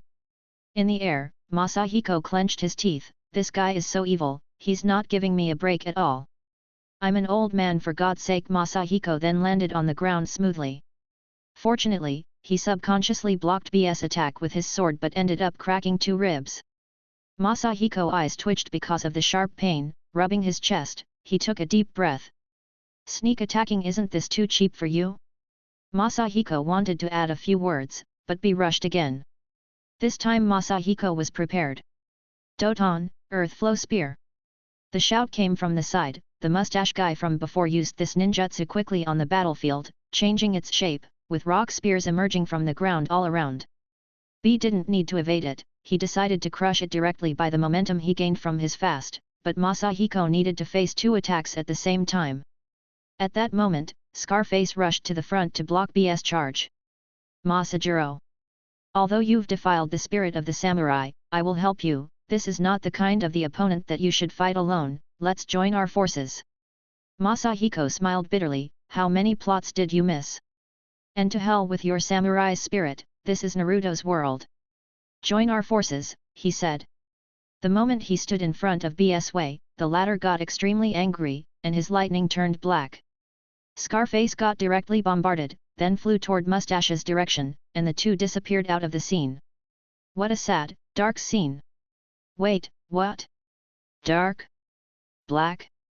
Masahiko mumbled, black lightning.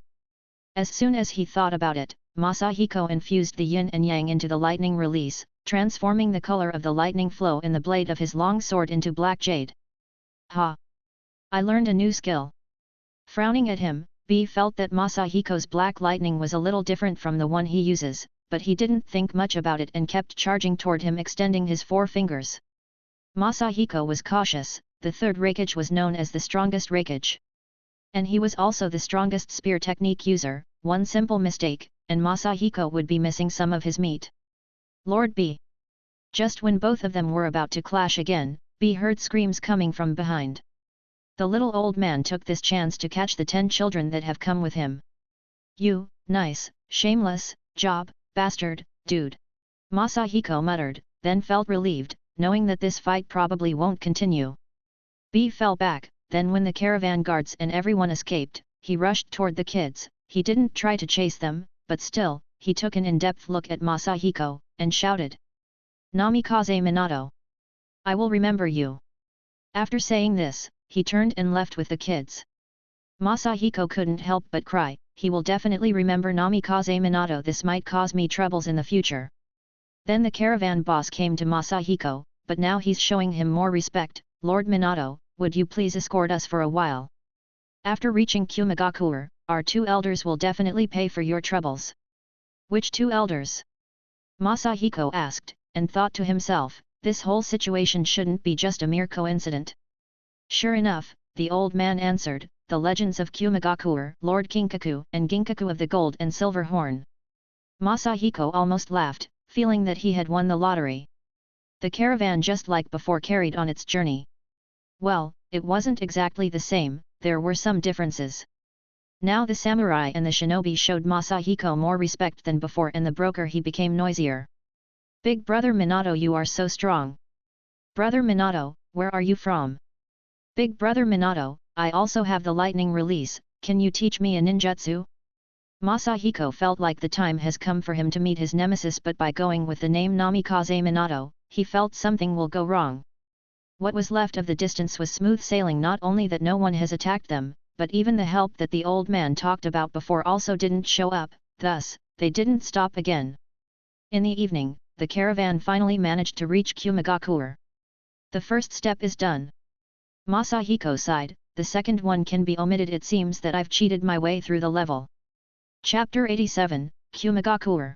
Lord Minato, I'm truly sorry for troubling you. Hey Race 5.000.000 Ryo.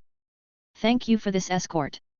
Masahiko sent away the old man, who repeatedly apologized to him, then looked at the 5 million Ryos in his hands, and smiled slightly.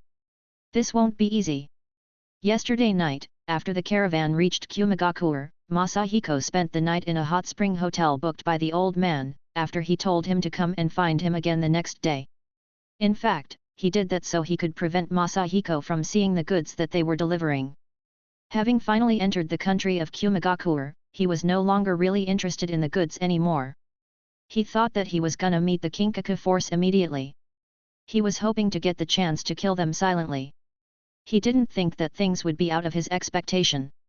In the early morning, the little old man rushed over to him and gave him both a gift and an apology. Instead of saying, "Master Golden and Silverhorn refused to see you.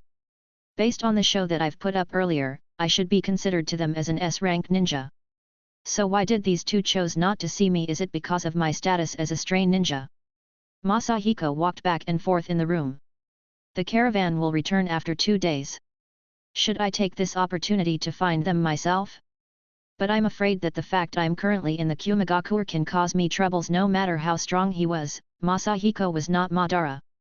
With his sage mode, and the 8 gates, he could easily finish both of them, but then he might fall into a siege inside these walls. After thinking about it for a while, Masahiko didn't find a suitable solution. He took off his clothes then and lay inside the hotel's hot spring. Masahiko didn't come out from the hot spring until noon. "I've been in hot springs these days, more than I did in my entire life." Masahiko got dressed. "Life is really getting boring, without that idiot, Hashirama, damn it. Forget it, just go to the village and grab something to eat, maybe something unexpected will happen." Masahiko walked out of the hotel and looked around. The sky was filled with clouds, most of the villagers had dark skin, and the building's shape was mostly round, which is very different than Konoha. "Fortunately, I've foreseen that, and decide to change my skin tone too, otherwise, it would have been embarrassing." While strolling, Masahiko noticed a restaurant and decided to enter it. "What the hell are these people eating here? Am I in the wrong shop? No, it's written right here, menu, barbecue shop." Masahiko looked at it while trembling. The food here in Kumigakure was very different than in Konoha too. They were obsessed with frying and roasting. Some are fine, but what kind of an idiot has come with this fried and roasted banana idea? Masahiko stared coldly at the menu for a while, then he ordered a grilled fish with some slice of toast, which was normal. Masahiko ate and drank enough for 3 people, with some unexpected gains. While he was there he learned some information, or let's say some secrets that were no longer secrets, at least to him.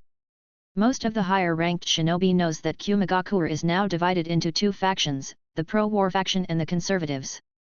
The conservatives are led by the second Hokage and his right hand, B. They are the ones who are still reluctant to attack other villages and think of establishing alliances with other countries. While the other faction is led by Kinkaku and Ginkaku. They advocated immediate attacks on other countries.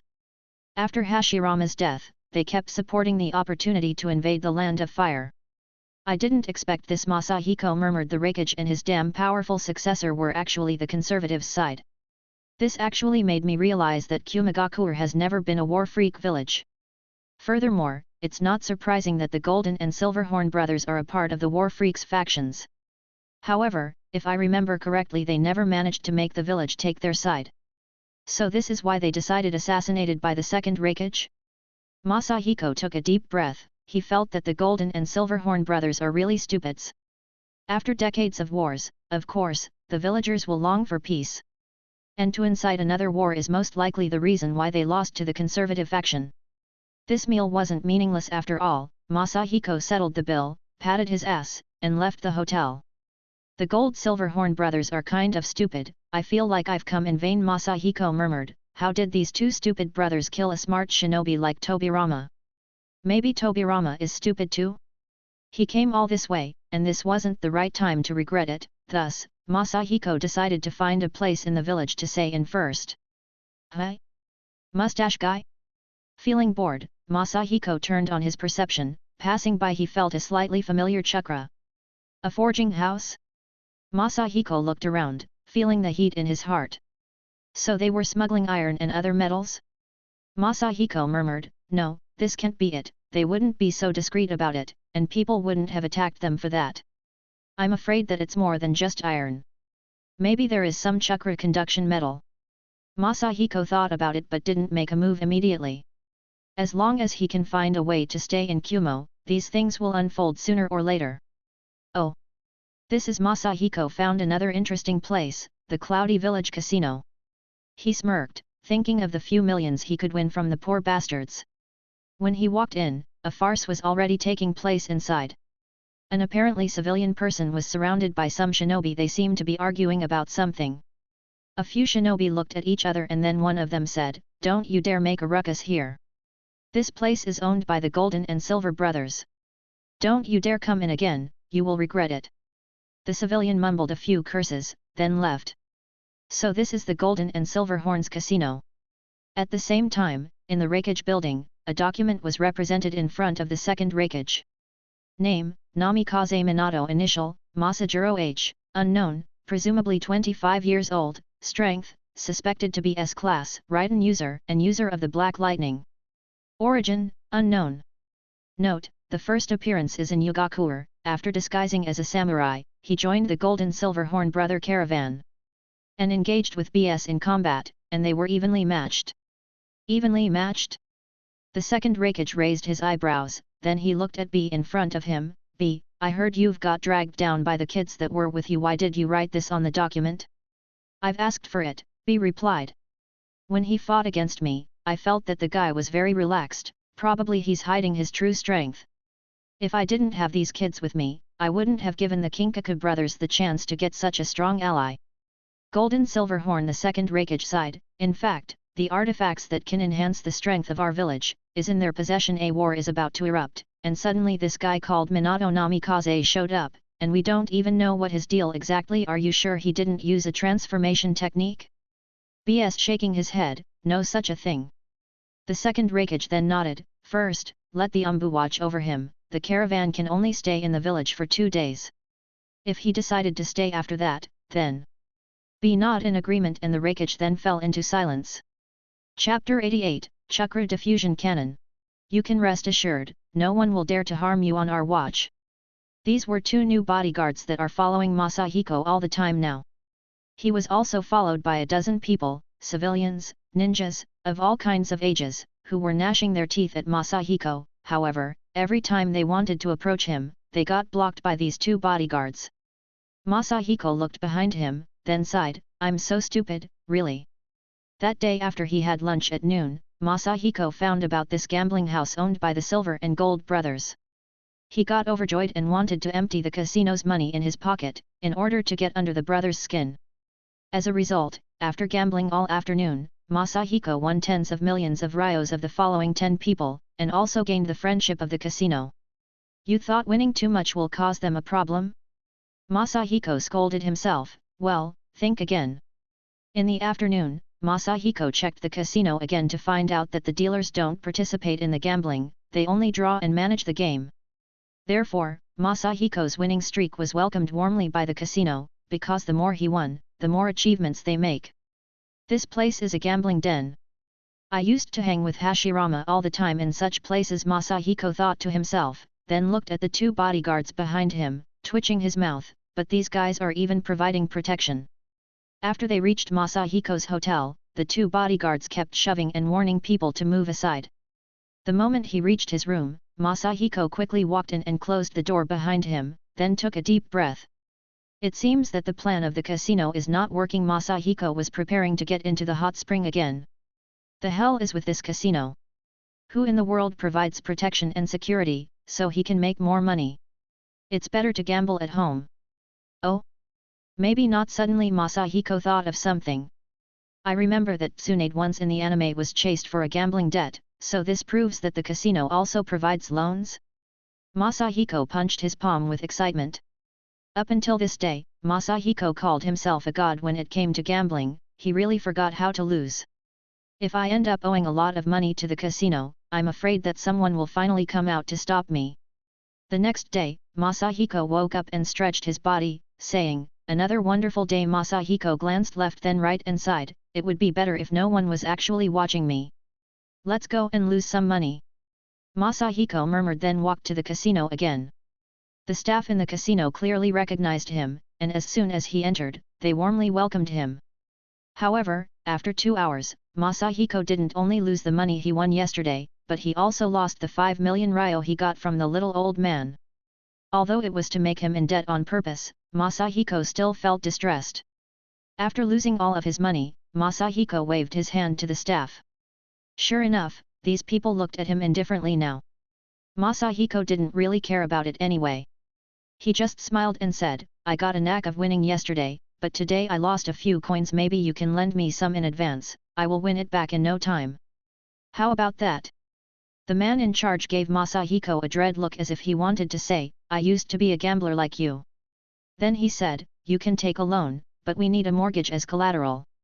Masahiko got stunned, he didn't know if he should be happy or sad about this, but either way, he said, okay then, what kind of collateral do you need? The man looked at Masahiko's waist, where his sword was hanging. Okay, but this is my personal weapon. Please keep it safe for me. The sword only gained him 1 million ryo, which Masahiko managed to lose in half an hour. Masahiko then called the guy again and pretended to be depressed. Can you lend me some more? I have a feeling that I will win next. And the collateral? Masahiko sighed, I don't have anything valuable right now. I'm making myself collateral. If I can't return the money then I will become a janitor for the casino, how about that? The steward looked at Masahiko, then shook his head and said, those who can't pay back the loan are usually sent to the mine. Mining? Masahiko murmured. Is the Kumigakure mine also belongs to your casino? The steward glared at him, it belongs to the two elders. Masahiko frowned. Didn't mind mining since he was really good at it, but it won't serve him well to be remote from the village. Mining, forging, mustache. Masahiko seemed like he realized something. I'm an LV8 blacksmith, it's quite rare to have such a level, you know. Masahiko then said, do you guys need a blacksmith? The manager felt confused, what's an LV8 blacksmith? Well, the blacksmithing room is really short of manpower these 2 days. If you're good enough, you can work there to pay your debt. Masahiko nodded with satisfaction, then he suddenly felt that something is wrong. Hey! I haven't lost it yet. Why are you acting like you guys already owe me? The manager shook his head, then smirked. He handed Masahiko another 1 million ryo, then stood there waiting for him to lose it, which made Masahiko feel like punching him in the face. But in the end, Masahiko held it back. Tobirama to bai re ma I'm sacrificing a lot to save you this time. In fact, at this time, Masahiko started to hold a grudge against the village. This was no longer for the sake of Tobirama only. As soon as he got the money, Masahiko lost it all, then he got sent to the forge house to pay off his debt. The moment Masahiko entered the forge house, he sensed a stream heat on his face. A shirtless man then came out and said, is it another debtor? Why is he here? The two obviously knew each other, and the manager said, he said that he can forge weapons and such, and I heard you need more people, so I've brought him here. It will take him 2 years to pay for his debts. The big man frowned and hesitated for a moment. Okay then, actually 2 days ago, the two elders called some blacksmiths to make some chakra diffusion cannons. We are barely able to supply daily tools. Masahiko entered, then began to look around. Still, he couldn't find Mustache or anyone he knows from the caravan. However, there was something else filling his mind at the time. Cannon? What kind of cannon? There's such thing in Naruto World? Is Kumigakure actually advanced in such technology? At the same time in Reikage building. The second Reikage was frowning, listening to the report from the Umbu, then he went silent for a while. You mean, Minato is now indebted to the casino? And he got sent to the forging house instead of the mine to pay his debt? Yes, sir. And his sword got confiscated by the casino? Yes, sir.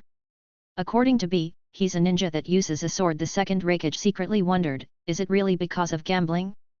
Or is it? Go and call B. Reikage said. Yes, sir. Chapter 89, Keep the Change. Inside the forging house. The moment Masahiko raised that hammer in his hand, he didn't put it aside for hours. What the hell am I doing here? Masahiko sighed and looked back at the numerous half-made sword that he needed to repair. How the hell did I end up doing a small job?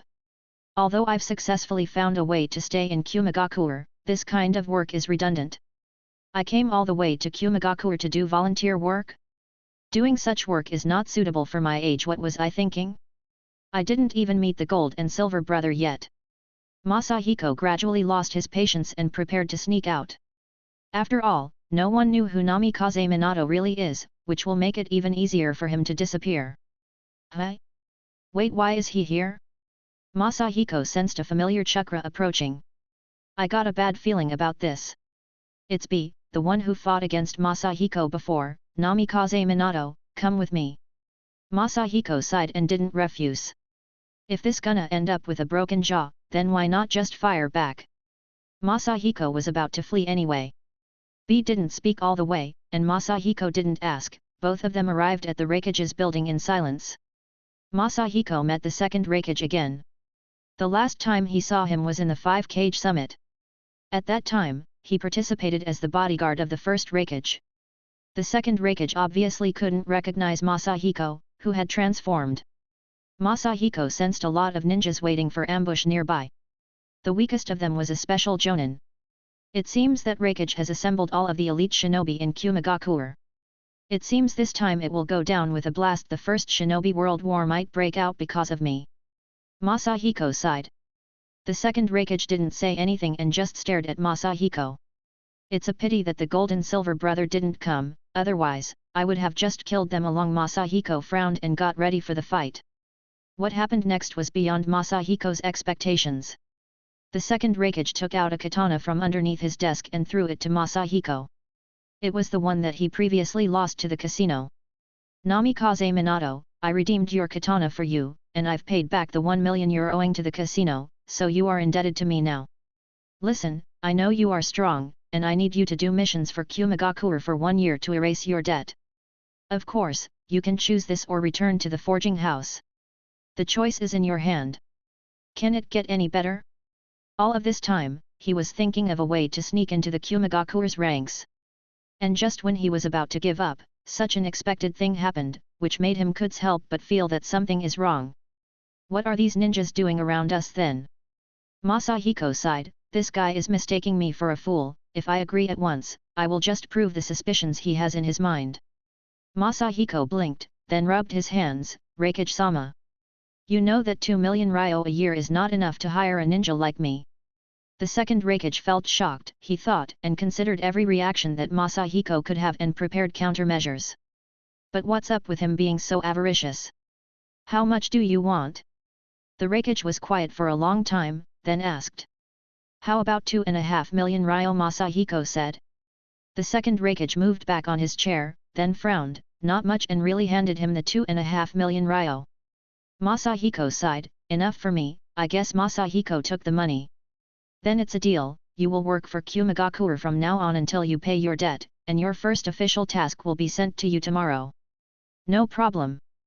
Masahiko said and left with a smile.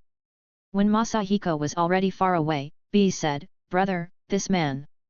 The second Raikage waved his hand, interrupting, I know, he can't be trusted. We will pick up some difficult quests to test him. If he's really a stray ninja, we will use him to put some pressure on the Kinkaku force. They haven't been in the village for a long time. I'm worried. B nodded in agreement. Then he picked a mission for Masahiko, but after half an hour of surfing through a bunch of documents to find a suitable task, Masahiko came back excitedly, Raikage-sama, I have to thank you for the 500,000 ryo, you gave me a big chance to turn around the books. Hey, erase the 3 million that I've won. Masahiko smiled, now that all my debt is paid, my contract is nullified, I'm free. Oh, and keep the change. Goodbye. Masahiko didn't wait for them to speak, and went out of the building without any hesitation, murmuring, Hi. You think you can fool me? You were not even born when I was weaned. But sure, something seems wrong. Inside the Raikage building, the second Raikage and B were so confused that they kept looking at each other for a long time, thinking, what the hell was that? After a while, B came back to his sense, and said, Brother, it seems that I was overthinking. Yes, I think we just overthought this matter, the second Raikage replied. Masahiko then hummed all the way back to the hotel, feeling that things are better now. Man, it was really a good opportunity for me to blend in standing in front of the door, Masahiko murmured. Nah, forget it.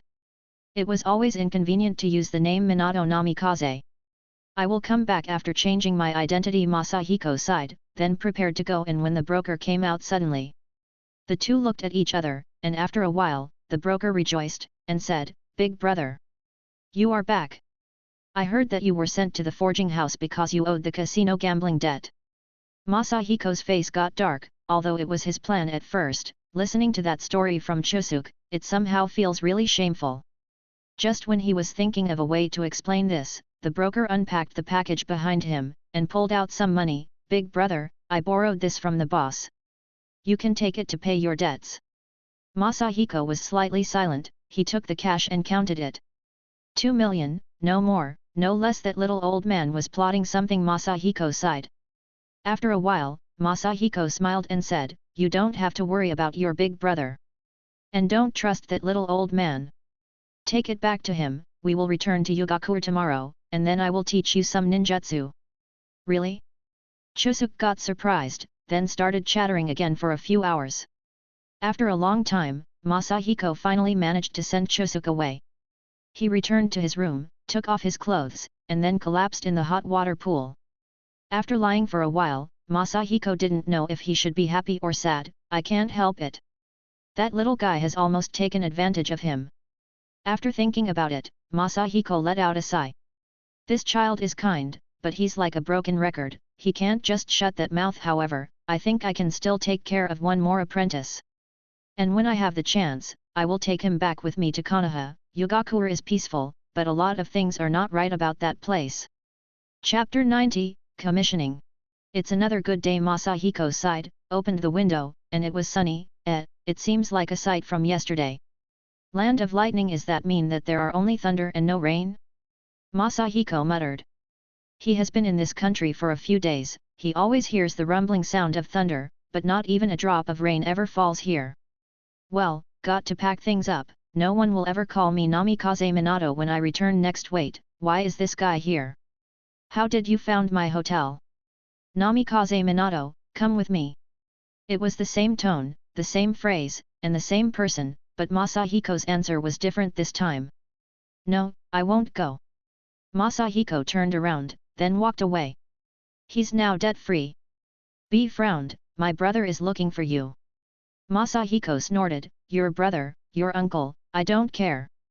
We terminated the employment contract yesterday, and I'm in no debt to you. What do you want from me?"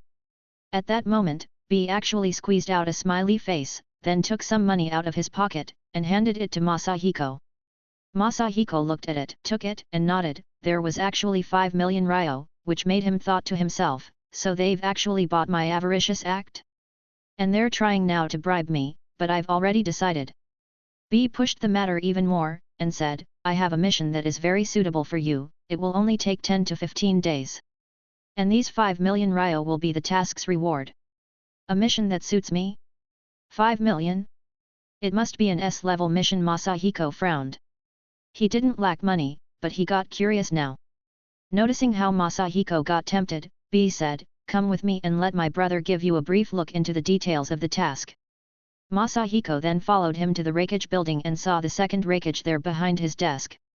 This time the moment the second Reikage met him, he immediately said, "Namikaze Minato, how good are you at blacksmithing?"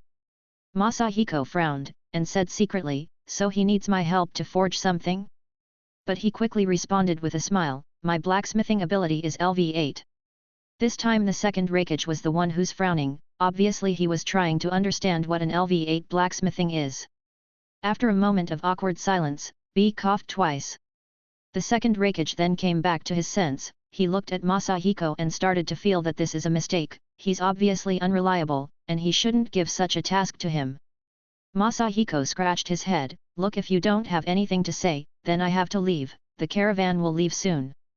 The second Reikage then took a deep breath and finally made up his mind. "There's a mission for you, and it's related to blacksmithing. You have seen the inside of our blacksmith house before. Don't you feel that there aren't enough workers there?" Masahiko nodded. "Didn't they get transferred to make some sort of cannons?" Masahiko was also curious about this because he didn't remember there's ever any cannons in Kumagakure. The second Reikage got stunned for a moment.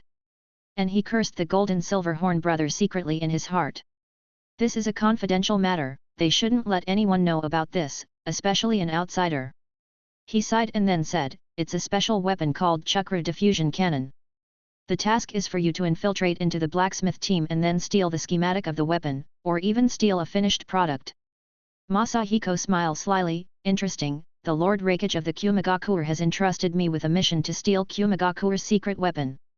Sorry, I'm busy, goodbye." "Wait a minute. The second Reikage raised his eyebrows. Apparently, Masahiko's way of talking was too far. B. Give him a detailed introduction.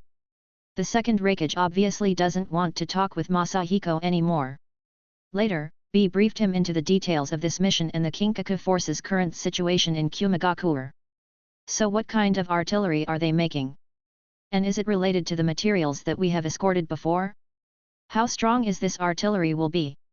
Masahiko asked, and while frowning, he thought, if I didn't interfere, the materials delivered by the caravan would have definitely been intercepted by B. I accidentally made a serious mistake here. There was a moment of brief silence, then B said, I don't really know about the specific power of this cannon, but it is said that it's as strong as Baijuudama. Oh, you may not know what a Baijuudama is. Masahiko didn't listen to a single word B has said after that. The power of Baijuudama is something he has already known and experienced firsthand. Hey Kumagakure, tell me, how come there is such a forbidden technology like that going on in here? Ow, I forgot, it's because of my stupidity. Masahiko's heart was troubled. This kind of power is not really a problem for him. But it will be a different story if there are 5 of that. Why do I always end up in such situations? Masahiko sighed, then looked at B, who was still explaining how big the ratio of a Baijuudama, and asked. Why did you entrust me with such responsibility? The second Reikage, who was watching all of this time, said, you have all rights to ask this question. There's not many shinobi who can do blacksmithing, and you've already worked with them before. It will be easy for you to gain their trust. Masahiko frowned, I've been going in and out of this building for these past 2 days, won't they get suspicious? You don't have to worry about this. B said, the Golden Silverhorn brothers have been out of the village for quite a long time. Masahiko froze, then his face turned pale. So I've suffered all of this for nothing, they were out the whole time.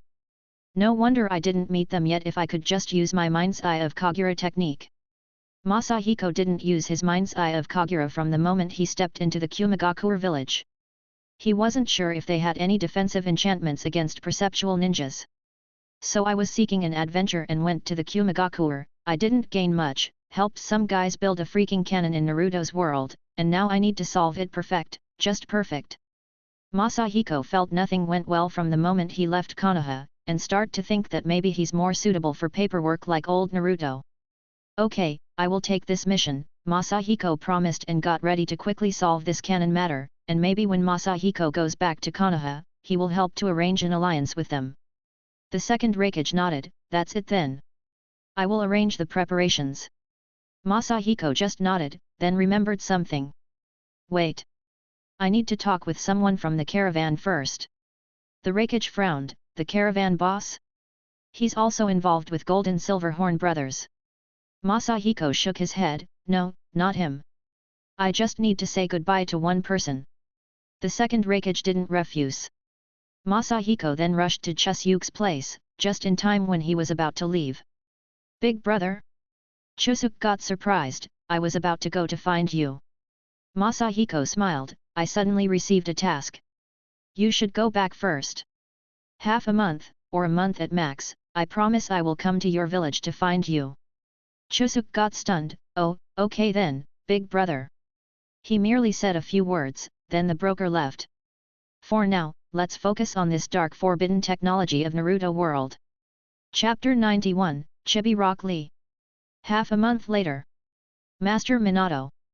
Thanks to you, the development of the chakra diffusion cannon is faster than expected. Good, carry on. Masahiko nodded, then sighed.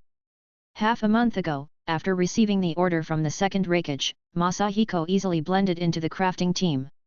He didn't really have a hard time mingling in, but the second Reikage had several cronies there. Obviously, he can't just trust an outsider, he needed more insurance. The guards here are parts of the Gold and Silverhorn goons. At first, they were very wary of Masahiko, but later after they knew that Masahiko was part of the caravan escort team and the one who managed to protect the caravan from B, they trusted him more.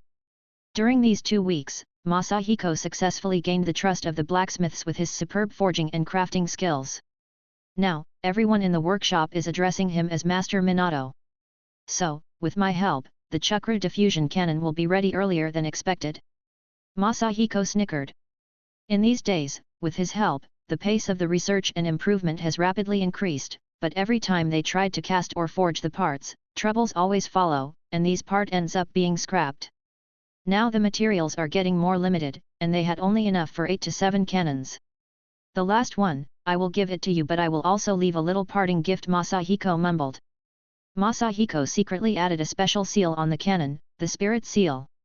This new skill Masahiko has only acquired after his seal propriety reached LV8, and he first used it in this place. This seal works the same way as one of the 6 paths treasure tools, Shikaseiken, which is currently in the hand of the Gold and Silver Horn brother, and it activates by words. Therefore, Masahiko didn't really care about the 6 path sacred treasures, because with the current level of his spirit sealing mastery, he can hack his way to get the abilities of the 6 path sacred treasures.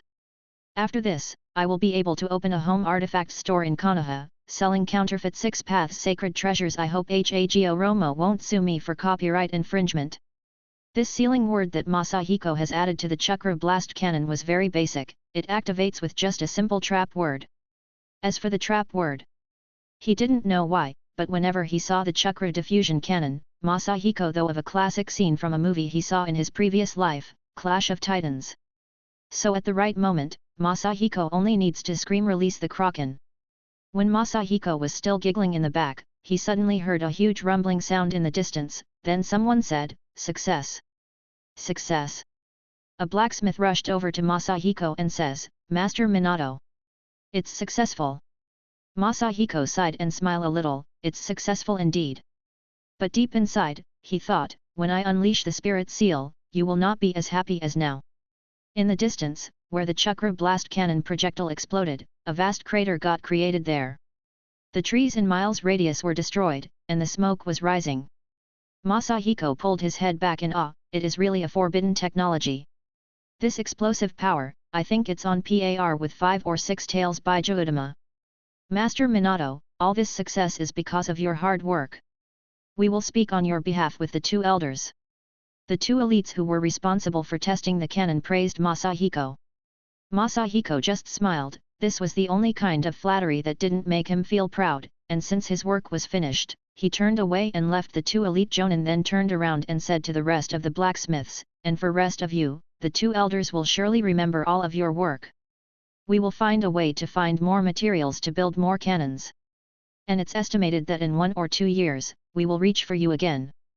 The blacksmiths all rejoiced and responded excitedly. Masahiko frowned, they're getting more materials? It seems that I have to take care of the Gold and Silver Horn brothers quickly, although this weapon needs 2 elites to work, the power is too strong. Rejecting the celebration feast that got held for the blacksmiths, Masahiko didn't have any intention to blend with the blacksmiths anymore and walked away to the wreckage building without even hiding his traces. He intended to let the Gold and Silver Horn brother know about him, and the wreckage's commission, after he decided to go back to Konoha.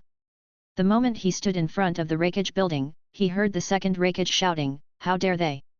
Masahiko scratched his head, not knowing who got on his nerve. When he said hello to the guard, he immediately went up to report. A few seconds later, the wreckage could be heard saying, "Let him come up." Masahiko didn't wait any further, he went straight upstairs, and there he saw the second wreckage and B already waiting for him. "I'm here to hand in the report of the mission." Masahiko initially thought that the wreckage will ask him why he didn't hide his traces, and use the transformation technique. He didn't expect the wreckage to turn a blind eye about this. So the mission is over? Is there any final product? Masahiko rolled his eyes, what do you think?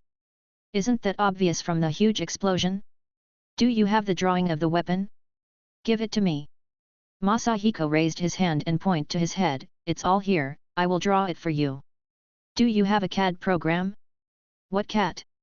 What does a cat have to do with this? The second wreckage was aggressive. Relax, I knew you wouldn't have it. Just give me a pen and paper, I will draw it now. Don't blame me if the lines aren't straight. Masahiko began to draw, with a big smile. Well, my professional skills and knowledge from my previous life haven't been used for more than 80 years. This is the first time that I had to draw in this world. I think it would be better if I have more pens and a square ruler, and maybe a compass, and now how can I? Of course, Masahiko was not prepared to give him the correct drawing. While drawing, Masahiko remembered how the wreckage was shouting earlier, and asked him casually, "I just heard you yelling before, what's up?" The second Hokage looked like he was about to speak, but B interrupted him, "Big brother. It's okay." The second Hokage said, "This can't be hidden. Sooner or later, everyone will know that the war is about to break out." Masahiko looked up instantly in confusion. War? Those damned gold and silver horn brothers secretly integrated into Tanagakure and suddenly attacked Yugakure. After they destroyed the land of hot water, a new hidden village has been established there. Then they declared war on Konoha.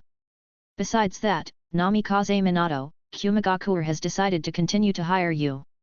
You will fight with us against Konoha. After you finish your drawing, we will discuss the commission.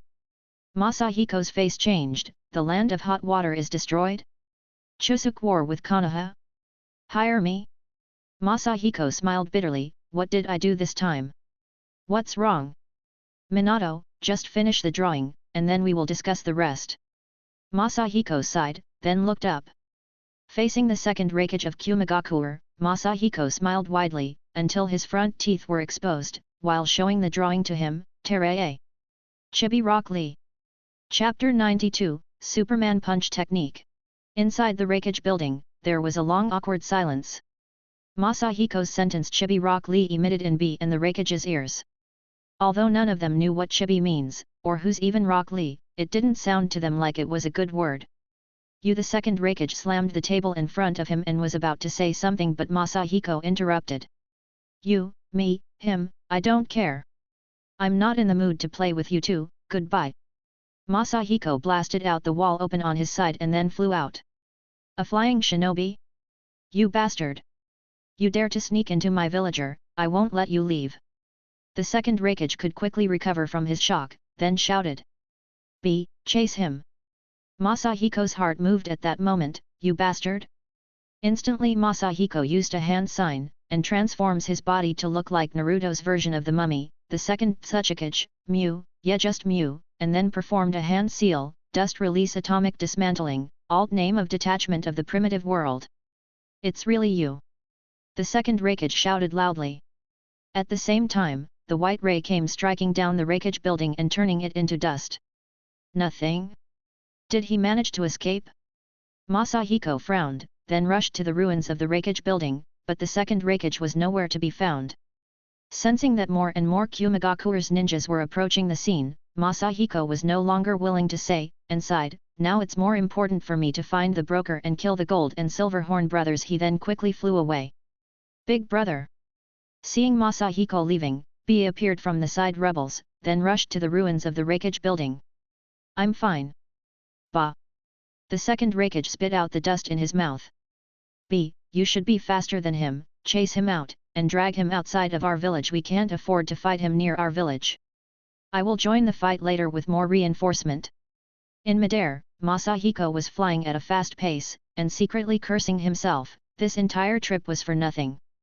How can I be this stupid? I should have noticed it when the caravan didn't get attacked in that village. I hope Chuseok is fine. Huh? Masahiko frowned upon feeling the strong wind coming from behind and quickly landed on the ground. After he fell to the ground, a strong man hit the field behind, leaving a massive cavity around him. From his squatting position, the man stood tall again and stared at Masahiko. Masahiko looked at him, then at the sky, and twitched his mouth. Superhero landing, really? And how the hell did he do that? I flew 100 kilometers, and he managed to catch up to me with jumping? This mysterious man that chased Masahiko was B. Just when he left the land of thunder, B started chasing him. Shall I fly again? Masahiko flew higher this time toward the borders of Yugakure. No, you won't. B shouted and jumped again toward Masahiko. Masahiko greeted him with his soul, kicking him right in the face. B fell, while Masahiko floated higher due to the recoil. Oh, now you have really done it, kid. Although, now that I'm flying even higher, you won't be able to reach me still, I'm very upset now. Say, boy, have you ever heard of Superman Punch? Hachiman. 7th Gate of Life, Kai. Senjutsu Sage Mode, Kai. Masahiko flew upward, then he flipped his body quickly, facing B below on the ground. Masahiko was crashing down to the ground faster and faster with each second, extending out his arm with a clenched fist. B was watching this, but he didn't budge at all. He was very confident in his physical abilities and Black Thunder, and he decided to challenge Masahiko heads-on. He opened his chakra mode, making his entire body enveloped by lightning chakra, then aimed his palm at Masahiko. Just before colliding, Masahiko whispered, "Earth Release, Earth Spear." Earth Release, added weight rock technique. His falling speed suddenly increased even more, making the sheer momentum of his body terrifying. Boom!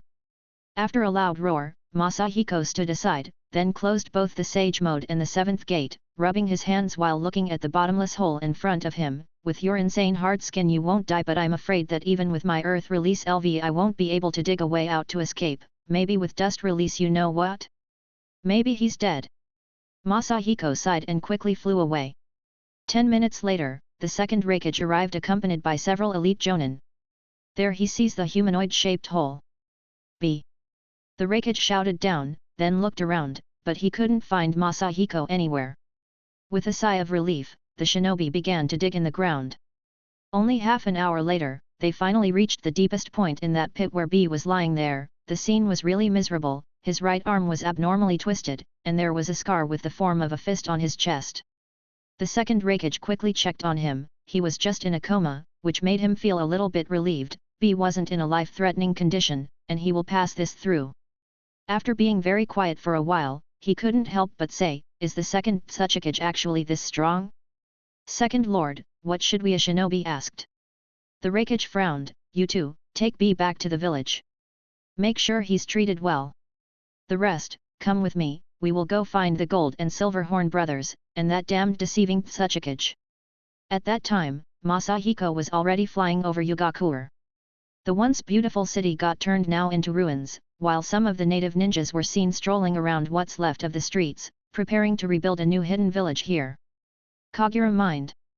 Masahiko used the mind's eye of the Kagura and scanned the field. After a few moments, he frowned. "I can't sense Chusyuk's chakra, damn." Keeping his technique active, Masahiko swept the entire field. But still, he couldn't find Chusyuk's chakra. "Did you go to the land of river?" Masahiko could only comfort himself. Masahiko circled one more time around the place, just to check out, but the result remained the same, yet he sensed a familiar chakra. Nine Tails Chakra. "The Golden and Silver Horn brothers are here. I have finally found you, but what the heck is this insane amount of chakra? Their chakra is higher than mine. It seems these two brothers' strengths are really something. They are even stronger than their Edo Tensei counterparts. I'm afraid that each of them alone is stronger than the second Ryuga. Together with their Six Paths treasures tools, their strength. I will go search for Chusyuk. If I don't find him, I will kill you both here with my own hands." Masahiko sighed, then flew toward the river village. Masahiko flew to the direction of the land of river, then he floated over the border of Yugakure and tried to sense Chusyuk's chakra. Nothing. Maybe he has escaped to another country? If you're really in Yugakure, I hope you didn't act so recklessly in front of the Gold and Silver Horn brothers. Masahiko thought about it, then smiled bitterly. This kid is really such a reckless one. Masahiko looked up, then sighed. "It's settled then, Gold and Silver Horn brothers, death is coming for you." Suddenly Masahiko sensed a familiar chakra approaching. The second Reikage? What is he doing here? And he even brought a lot of shinobis. How did he escape my dust release? This is out of my consideration. Masahiko looked at his own status. He only has 70% of his chakra left. He needs to find a place to restore his chakra. Only with his full chakra, he can kill the three of them together. Thinking of this, Masahiko froze for a moment. Wait. Why do I have to fight alone? Why the heck do I need to fight these three beasts by myself? The Gold and Silver Horn brothers declared war on Konoha, and if I go back and bring Tobirama with me, no matter how strong they are, we will always win. Masahiko twitched his mouth a little, scolding himself. Even at such an old age, he still fantasies of being a lone hero that can save Tobirama's life alone. Screw this lone hero shit. I have friends now. I will return to Konoha and bring back an army with me. Chapter 93, Prelude of a War. Masahiko planned to return to Konoha and fight as a group. Unexpectedly, just after he passed the border of the Land of Fire, he sensed a lot of familiar chakras. Right, the two brothers already declare war on Konoha, and they've already sent people to guard the borders, but I didn't expect Tobirama to come in person, which will save me the troubles of finding him. Transform. Masahiko shifted back to his usual old form, then he flew to Konoha's army camp. With this, Namikaze Minato's arc has officially ended. Hey! State yourself. Get down and approach slowly. The way the guards talked to Masahiko made him feel irritated. He murmured, was my sense of presence in Konoha this low? These people already forget about their great ancestor. Right before Masahiko starts his rant, a familiar voice came shouting, "What are you doing?" That's Elder Uzumaki Masahiko. Elder Masahiko? Isn't he dead? Yeah, I also heard about it. Who dares to pretend to be him? No, it must be him, the guy is flying, he's indeed Masahiko-sama. The more Masahiko heard, the more he got irritated. He took then a deep breath, and shouted, "Open the gate already." 10 minutes later, Masahiko stood helplessly in front of the guards, who kept apologizing repeatedly. So, because I said that I'm going to see the world using a new identity, you thought that it will be more convenient to say that I'm dead instead of explaining how is this old man capable of such a thing, just how did things turn out to be this way? Tobirama felt terrible. I thought that since you've changed your name and went out to see the world when you go back, you will keep that identity, you know, because of your age.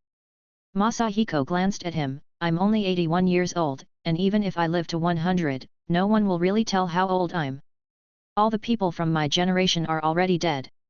Maybe only a few people know my age? Suddenly Masahiko remembered another thing, speaking of which, no one thought of giving me a gift on my 80th birthday. Neither you nor Mito knows how old I'm too? Tobirama froze for a while, then he shook his head bitterly, and wanted to apologize to Masahiko. Is that so? Masahiko interrupted, looking slightly sad. Well, the journey wasn't great anyway, I've lost a disciple of mine, and I've come back here to ask for you help to destroy the enemy. You've lost a disciple? Tobirama looked puzzled, and soon he reacted to the other half of the sentence. Wait, help you? Your strength wasn't enough to avenge him by yourself? Masahiko sighed. At first, there were only the Gold and Silver Horn brothers. Later the second Raikage joined in, plus a dozen elite Jonin, and hundreds of Chunin and Genin. They're all gathered in the land of the river. The land of the river?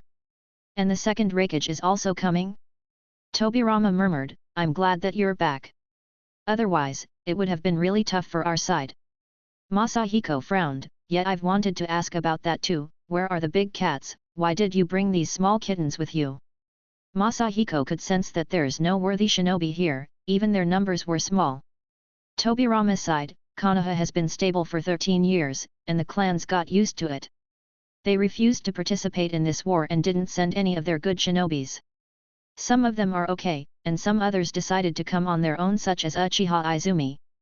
Tobirama paused for a moment, and looked at Masahiko. As for the Uzumaki, only your disciple has joined us. Fortunately, with Kanikiro and some of the Umbu, we managed to form this small army. Masahiko's face got darkened. Only Kanikiro came from the Uzumaki. Well, he doesn't really know, should he be mad or relieved? To be honest, we weren't prepared for such a war. Konoha will need some huge changes after this. Tobirama said firmly. Masahiko silenced for a while. Is Kanikiro here?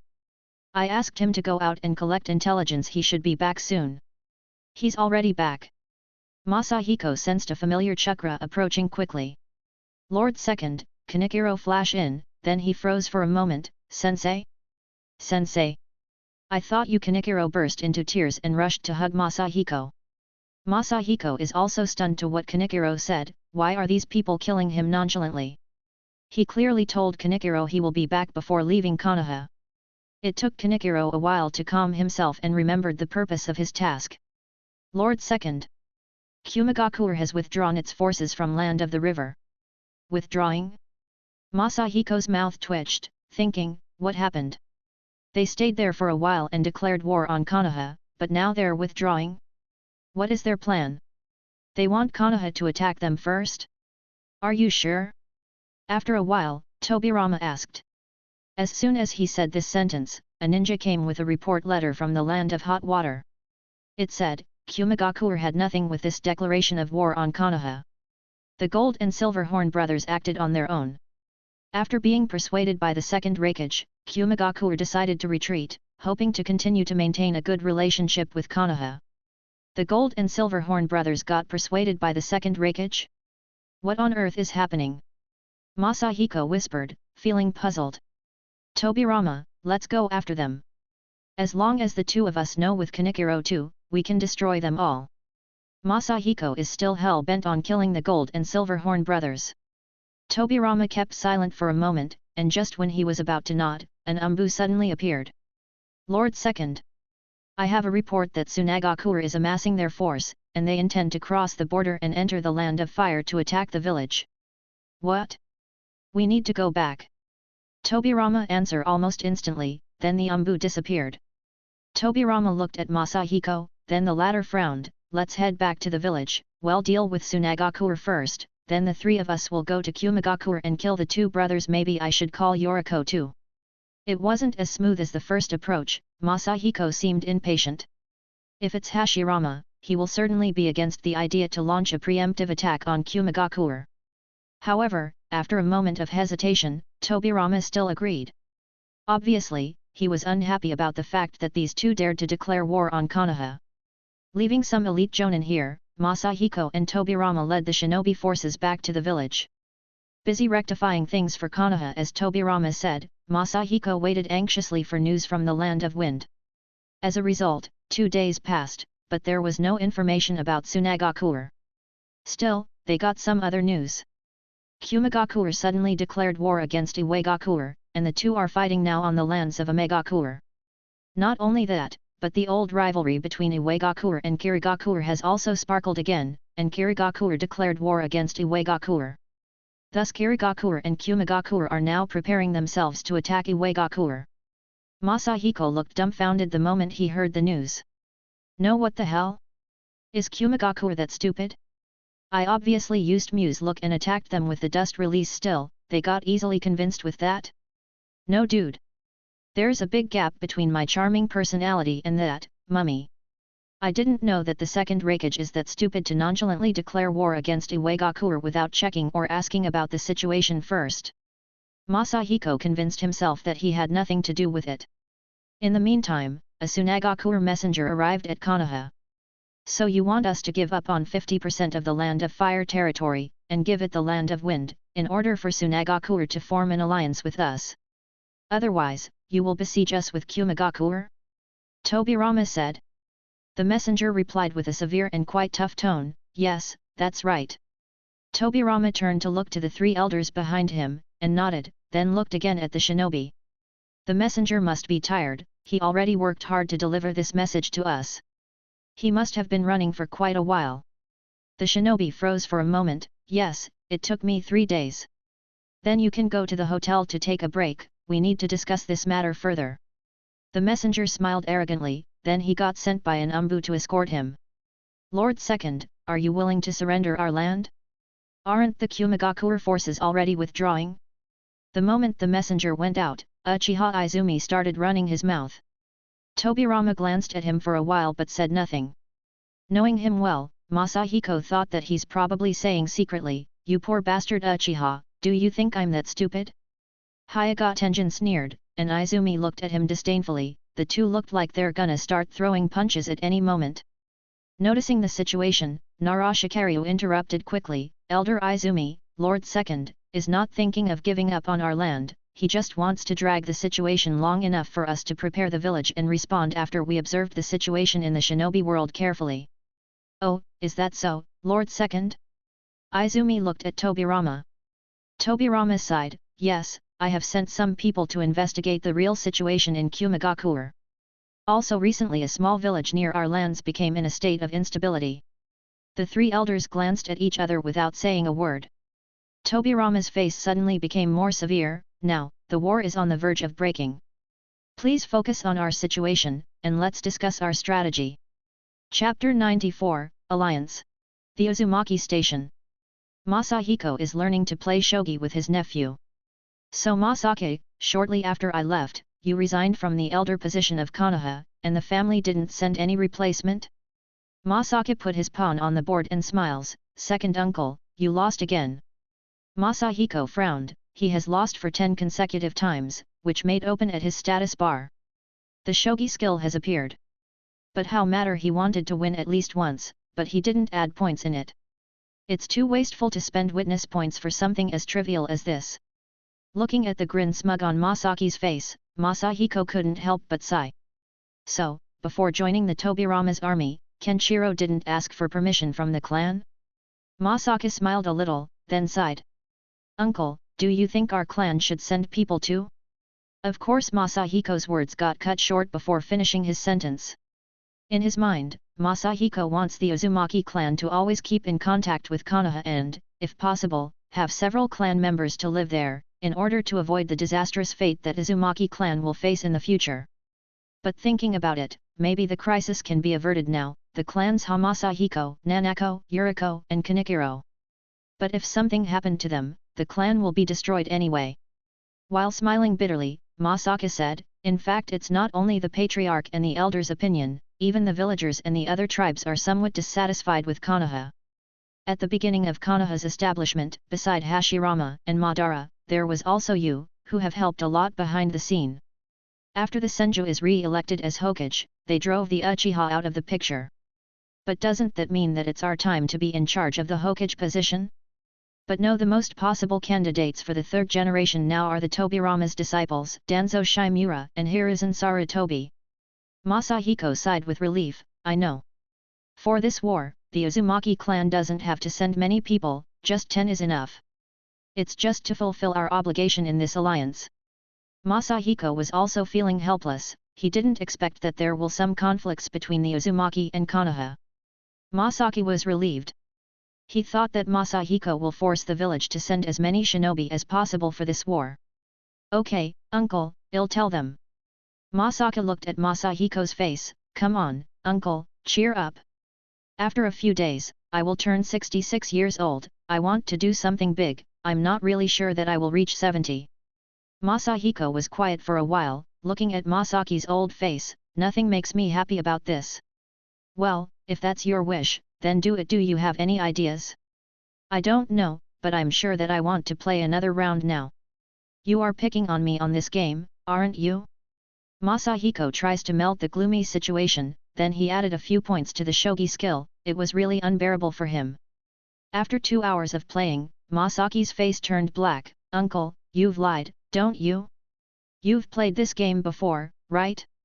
Masahiko smiled, come on, last match, the deciding game. Masahiko won 10 consecutive games during these 2 hours. No more playing, no more, it's getting late. Don't you dare. Masahiko is about to block Masaki way out when suddenly someone knocked on the door, then walked in, it was Tobirama that has been busy all day. Masahiko rejoiced, and forgot about his nephew, is there any news? Shaking his head, second grandpa, we need to wait for a while, I've sent a scout there to investigate. Let's deal with Tsunagakure first, if they're actually fighting with Iwagakure, the two brothers probably might be there too. Masahiko then says, wait again, hi. This was half a month later. The Tsunagakure messenger returned back angrily 2 days ago, they have finally realized that they have been played. It seems that the war against Tsunagakure is about to start. The war situation in Imagakure got also reported. Iwagakure's troops are fighting on 2 fronts against Kumagakure and Kirigakure's shinobis, the situation is chaotic and bloody there.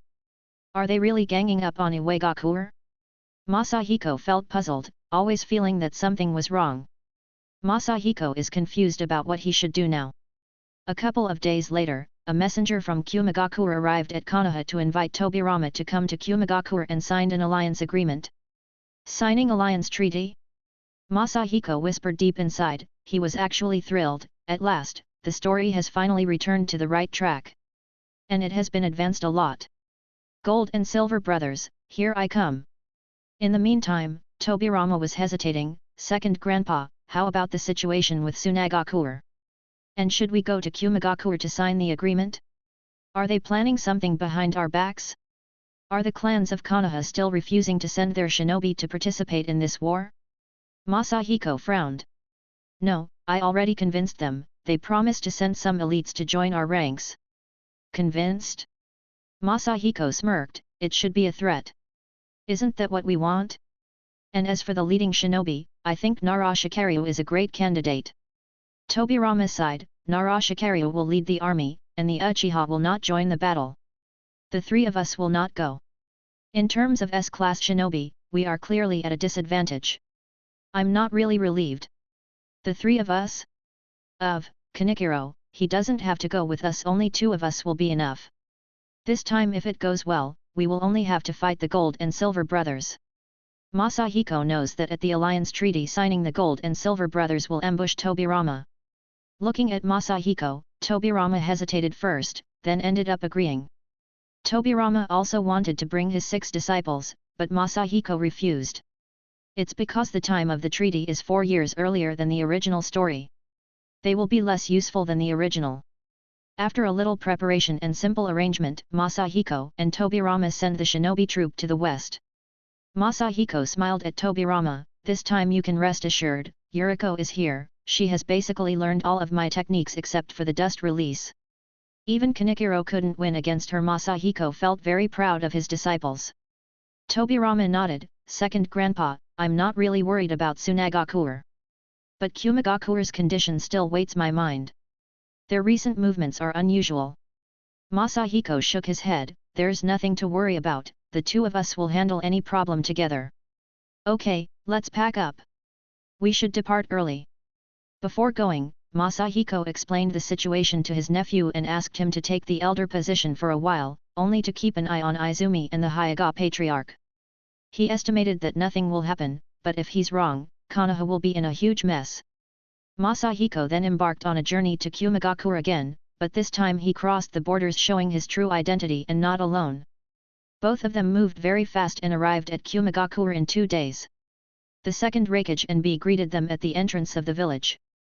The guy looked fine, if it wasn't for the punch print on his chest, you wouldn't tell he was recently injured. Masahiko sighed, what a tough bastard. Welcome to our village, second Hokage and Uzumaki Masahiko. The second Raikage greeted them warmly. Masahiko also smiled, thinking, you wouldn't be this happy to see me if you know that I'm here to witness your death. Chapter 95, A New Name. Quickly attack him. Kill him already. Seeing how Tobirama and the second Raikage were about to sign the peace agreement, Masahiko was doing his best to hide how anxious he was. Where are the Gold and Silver Brothers? They should assassinate the second Raikage at any moment. Seeing the event almost wrapped up successfully, Masahiko couldn't sense the Gold and Silver Brothers' chakra anywhere near them. Lord Hokage, with this, for the next war, we are officially allies, said the second Raikage happily. Tobirama took a quick glance at Masahiko, who was frowning. Lord Hokage? Oh, of course, Lord Raikage. Tobirama looked back at him. Yes, from now on Konoha will aid Kumigakure in battle, our forces will advance in your territories, then we will retreat after the war. Where are they? Masahiko clenched his teeth, then he used a hand sign with his right, and opened his Kagura's eyes. From a very far corner of the village, Masahiko could perceive a massive gathering of chakras, which he estimated that they should be ninjas guarding the chakra diffusion cannons. But Masahiko didn't care about that. They're not in the village? What the hell are they doing? Masahiko unconsciously whispered, and the Raikage, who was near to him, suddenly raised his head. Elder Uzumaki, did you just? Tobirama twitched his mouth. It seems that his grandpa got them into trouble right away after forming the alliance. Masahiko scratched his head. Oh, nothing, you know, perceptive shinobi sometimes are curious, he said, then immediately tried to avert the conversation. Hey, I heard that Kumigakure has 2 legendary shinobi, the Gold and Silver Brothers. Why aren't they here? The second Raikage took a careful look at Masahiko. Previously, the Tsuchikage sneaked into my village and made huge chaos. Now the Gold and Silver Brothers are leading Kumigakure's army to attack Iwagakure. Masahiko froze for a moment. They're really not here, so did they really agreed on forming an alliance this time? Sure enough, in the next few hours, Masahiko and Tobirama had a great conversation with several people, then they spent an entire night there, where they ate and slept, and nothing ruined the harmony. On the early morning of the next day, Masahiko and Tobirama took the road toward Konoha and leaving Kumigakure behind their back. None of them spoke a word all the way until they finally put a step out of the Land of Lightning territory. Then Tobirama said, Second Grandpa, you. Masahiko sighed, you go back first. You are still needed in the land of sand. As for me, I will go to the land of rain to deal with the two brothers. I'm really having a bad feeling about this. After a moment of hesitation, Tobirama then said, then please be careful, Grandpa. I will try to deal with them in secrecy. I don't want to ruin our relationship with Kumagakure. Tobirama then nodded, I think that's the best too. You should also know that Takigakure, who didn't get offered a Baijuya by my brother a few years ago, is now also planning to make a move. Those people are not weak. And the situation in our territory doesn't withstand third-line combat. The situation is getting more complicated. Masahiko sighed, and I know that even the Uzumaki are in a complicated situation now. Okay, I'm leaving. Masahiko waved his hand and prepared to fly to the land of rain. However, after crossed a few meters away, Masahiko landed again, then he shook his head, smiling at Tobirama, who looked puzzled. No need to go, they are up front. The moment he sensed that familiar chakra wave was approaching, Masahiko smirked, seal of words and spirit kai. Tobirama. Let's go. Masahiko used his sensing ability, then they rushed over. The Gold and Silver brothers were marching forward along with their famous Kinkaku force. Kinkaku didn't pay much of attention to Masahiko and Tobirama rushing at them at top speed, but focused on the two ninjas responsible for the cannons. What's wrong? Why are you not shooting at them? I don't know, sir. The power is full, but it won't fire. Kinkaku, forget about this junk. They are coming. Kinkaku interrupted. Masahiko narrowed his eyes, and noticed the six-path sacred tools on them, then glanced at Tobirama, smiling, did you see the things they're carrying? Just wait until this grandpa returns to Konoha, I will make thousands of pirated copies from it and give it to everyone. Kinkaku. The old man is going to steal our baby. Kinkaku, don't worry about him, he's nothing but a man that will get buried soon if he doesn't repair our new toy. Masahiko's face was getting dark as he was about to use the seal, but suddenly he sensed a large number shinobis approaching behind him. The second Reikage, and B2, no, an army is here. Masahiko smiled, looking at Tobirama, it seems that this is the end of our alliance. Tobirama looked back and forth for a while, then his expression became more solemn, second grandpa, we have to go all out this time.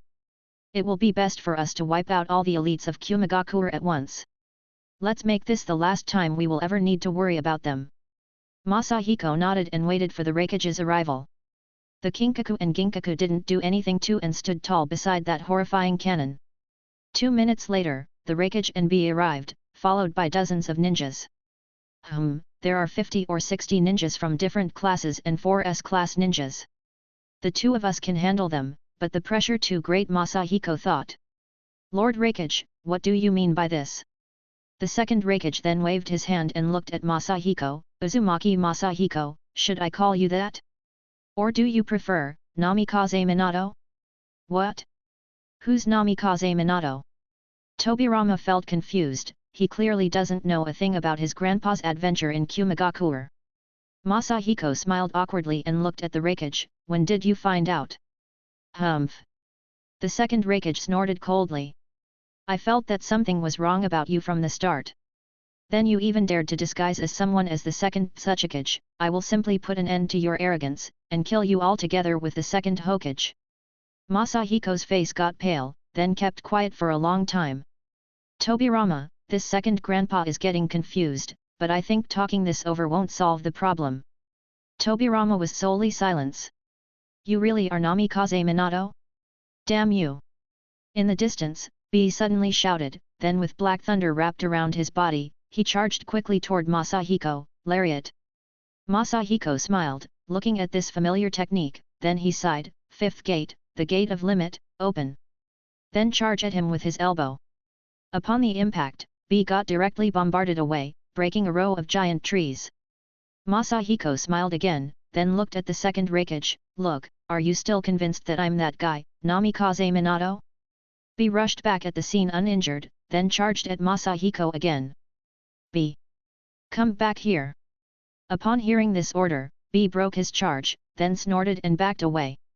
Uzumaki Masahiko, needless to say, I know you're a flying shinobi, you can escape if you want, but the Hokage won't leave this place alive today. Masahiko smiled and looked at Tobirama, what do you think? Should I sell you to them and run away? Tobirama smiled bitterly upon hearing this. It was clear that the battle is inevitable, but somehow Masahiko was slightly distracted. He lost in his mind thinking, after this battle, I will be known as a strong shinobi. But this might cause more conflict between the Uzumaki clan and Konoha. Should I change my name? Thinking for a while, Masahiko punched his palm. To hell with it, it might cause the Uzumaki clan a lot of problems, but damn, my name is too good to be changed. Chapter 96, Gold and Silverhorn Brothers. What's the meaning of this? The second Raikage whispered, with a look disdain, Ginkaku, stop playing with your two broken guns, this old guy has already moved his hands on it. Really, eh? Old man, have you broken our new babies? Ginkaku shouted. Masahiko smiled and said, as you can see, I didn't do anything. But these babies were made by me. It won't fire to its own father, don't you think? If you don't believe me, why don't you try aiming the barrel to the Raikage? Really? Ginkaku asked while Kinkaku had already aimed the barrel at Raikage. Masahiko smirked, then glanced at Tobirama, then the two of them fell back immediately. Release the Kraken! No one understood, but the Chakra Blast cannon suddenly fired, and with a loud bang, the Raikage disappeared inside the explosion. Ginkaku! You bastards! The second Raikage's loud screaming and shouts emitted from inside the smoke. Ah, hot damn! The gun now is easy to use, Ginkaku said, with a face full of excitement. Yeah. Wait. That old fart is playing us. Kinkaku's expression suddenly changed and became furious, then he waved his hand back, kill him. Masahiko smiles and looked to Tobirama, I'm gonna leave the Raikage to you, can you handle him? Tobirama nodded, after this blast from that cannon, I guess it'll be okay. Then, I'm up to kill the Gold and Silverhorn brothers for you. Masahiko smiled viciously. Sage Mode Transform. The fifth gate should be enough. I can only maintain the seventh gate for a limited amount of time, Masahiko murmured, then he rushes forward, Jinten Atomic Dismantling Technique. Doton Earth Wall. Sudden Water Wall. 20 ninjas on the opposite side used a multiple defensive ninjutsu. It seems like you've never met a dust release user before, Masahiko smirked, then squinted slightly, without stopping his attack. Sure enough, all defensive techniques got wiped out from the scene in a second. A dazzling white light emitted, and the ground trembled, leaving opponents shrieking in fear. Masahiko frowned, then looked upward above him. The two brothers leaped high above him, then attacked him from left to right. Doton Rock Hardening Technique. Masahiko hardened both of his arms, then used his fists to block Kinkaku's sword and Ginkaku's fan attack from both sides. Stopped in their track, Masahiko then used his overwhelming strength to send Kinkaku and Ginkaku flying 10 meters away. Upon hitting the ground, 2 long gullies got plowed. Just when Masahiko was gonna take a step forward, he suddenly sensed a huge chakra waving behind him and dodged it sideways. Unbeknownst to him, a strange thin light beam passed by him. Noticing how Masahiko managed to avoid his attack, the Raikage got stunned for a moment. Rantan? Masahiko was also surprised. He immediately surged his chakra, forming a Raise-non in his hand, Baijuudama Raisen-gan.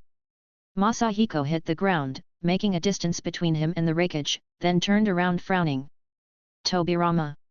Glancing at the side, Masahiko finally saw Tobirama getting caught up in a fight with B and several shinobis. He was relieved that Tobirama is still okay. Rantan. Starting a hand sign, the second Raikage was about to unleash another attack, but Masahiko was faster than him. A Baijuudama got formed quickly, then he fired out of his mouth. The second Raikage stopped his hand signs and then took on a strange posture. The Baijuudama came flying to him, but at the moment of impact, the Baijuudama somehow swirled then vanished. What the hell? Kamui? Masahiko is surprised. How did the second Raikage manage to use space ninjutsu? Was it not Kamui but something similar? Is this how he escaped from my dust release before? What the hell are you? The second Raikage has just seen Masahiko spit a Baijuudama from his mouth. Masahiko's face became serious. Sixth gate open. Guess what I am? Suddenly the ground under Masahiko's foot cracked open as he flashed almost instantly in front of the Raikage. Let's see how you will defend against my taijutsu. With one foot, he struck him right in the face and sent him flying. Tobirama! I'm sending the wreckage back to you. Hi! Tobirama then turned around to see an unknown big object covered in lightning flying to him at high speed. He quickly used the flying thunder god, and the ninja who was besieging him got knocked off. Masahiko was about to pursue the wreckage, but suddenly he got the sudden urge to vomit. How can the movement speed of my own body makes me feel dizzy? Vomit blue plasma-like fluid came out from Masahiko's mouth. Haha, old man, you've just touched my golden rope, Kokenjo. Kinkaku said with a sinister smile. Masahiko suddenly realized what's happening. I thought I was about to faint, it caught me off guard. He sealed my word. Masahiko quickly used a hand sign and managed to take back the word's soul, which was midway flying toward Kinkaku, and ate it back. Kinkaku, who was about rush at him, stopped suddenly. Kinkaku. The old fart ate the word's soul. Golden canopy rope. Kinkaku shook his right hand, revealing doubts. Masahiko smiled disdainfully. When it comes to Fuinjutsu, I am your god. Sage mode, Jinten atomic dismantling technique. Kinkaku. Kinkaku. The brothers looked at each other, then they immediately put on their tailed beast coats. 6 tails appeared on each of them. 12 tails in total were actually enough to block Masahiko's dust release. The last struggle, Masahiko chuckled. Then let's try again, Sage mode, Jinten, the atomic dismantling technique. But Masahiko got surprised again by the two brothers' actions. The two cloaks suddenly merged together, and 9 tails appeared, just like a perfect Cubist Jinchuriki. After that, Kinkaku opened his mouth quickly and shoot a Baijo Udama that collided with Masahiko's dust release. The two attacks got intertwined with each other, without making any sound, but everything that was in the center of that dazzling light that has emitted upon the impact got wiped out. Even the battle on the other side stopped, looking toward Masahiko's side. Before the impact, Masahiko put dozens of earth walls in front of him. Damn it, these two brothers still have some trick in their sleeves? No wonder they didn't die with Tobirama. The light gradually faded, and everything became calm. Masahiko then shoved the last earth wall in front of him with his palm and looked to the distance.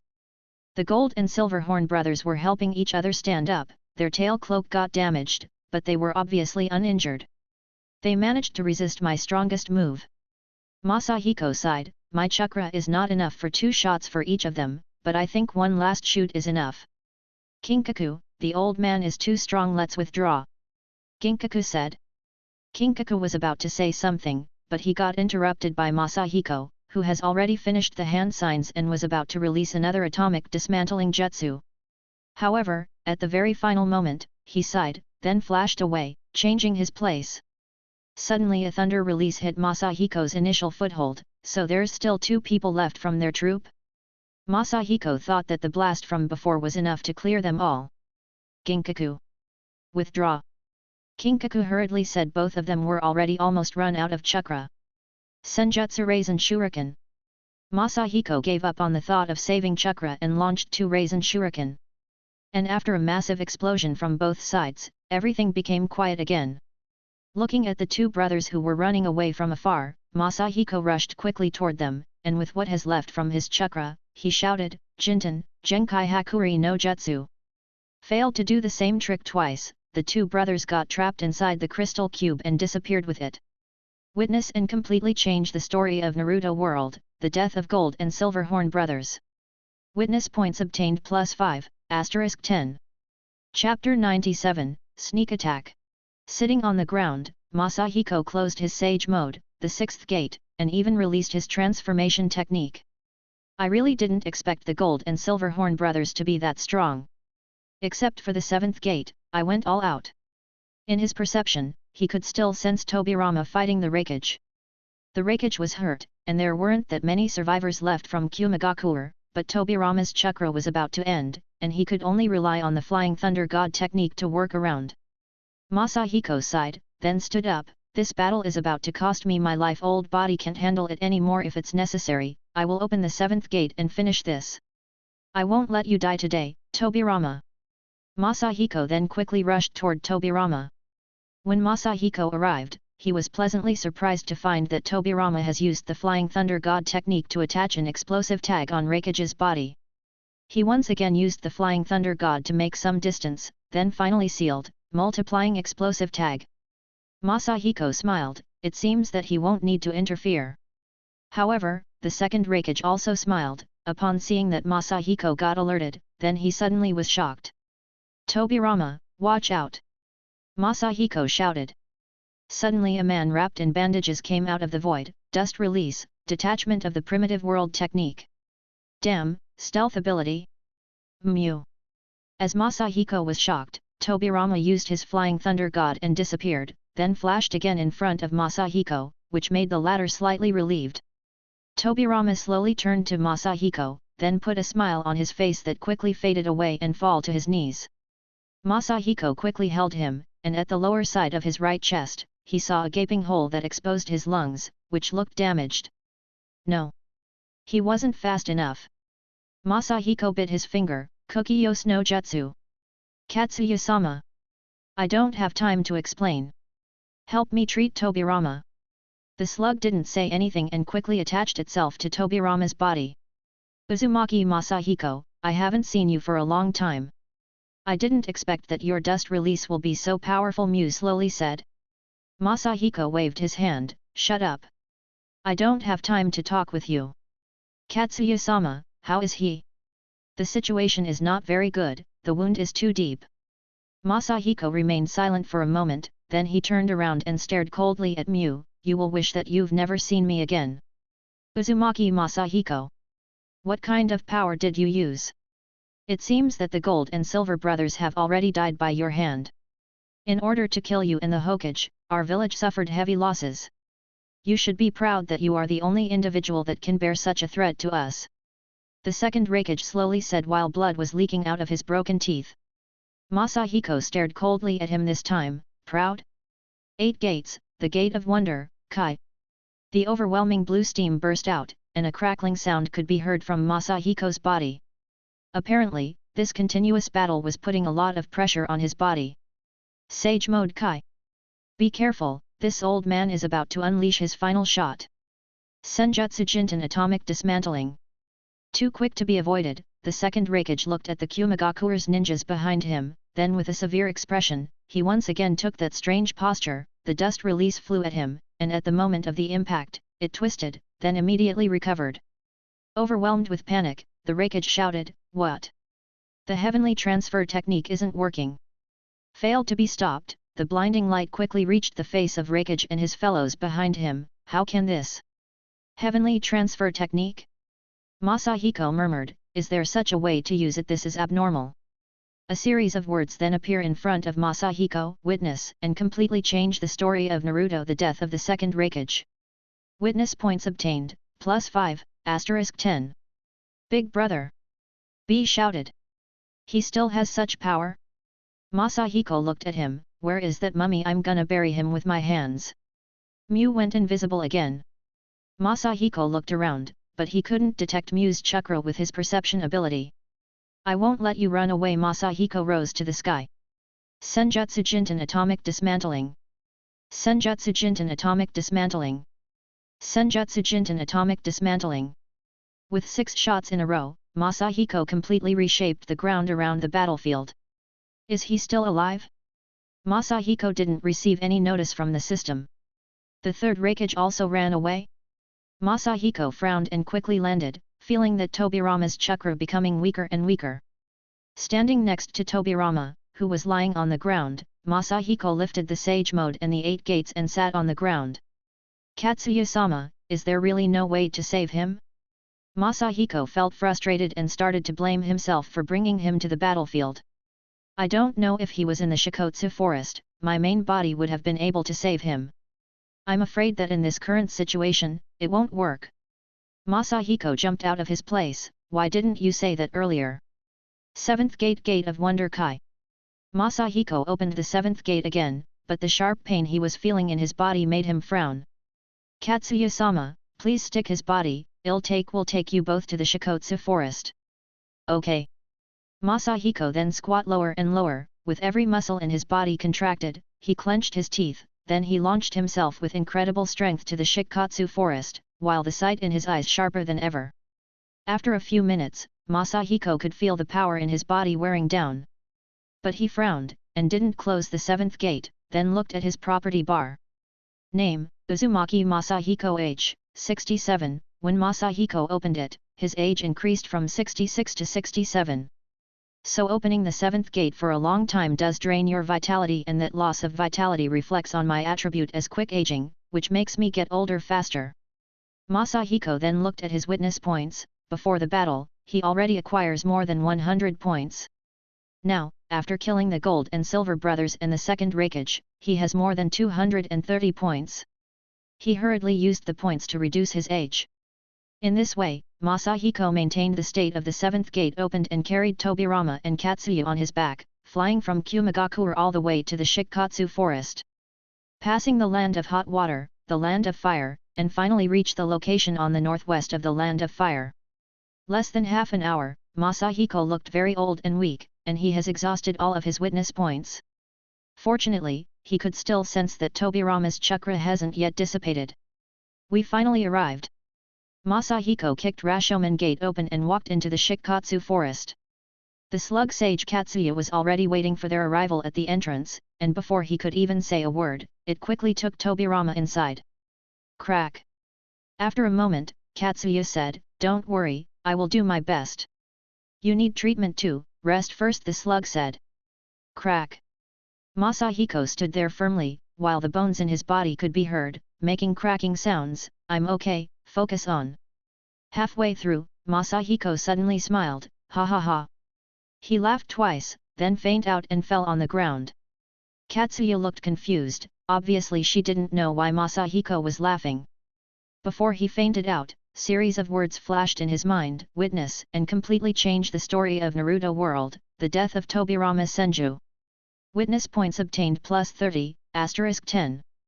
Masahiko's last thought was, completely changed, Tobirama won't die. Chapter 98, Life Always Difficult. Masahiko, who was sitting on a slope in the Shikotsu forest, sighed. They were right to classify the Hachiman Tonkao as a forbidden technique.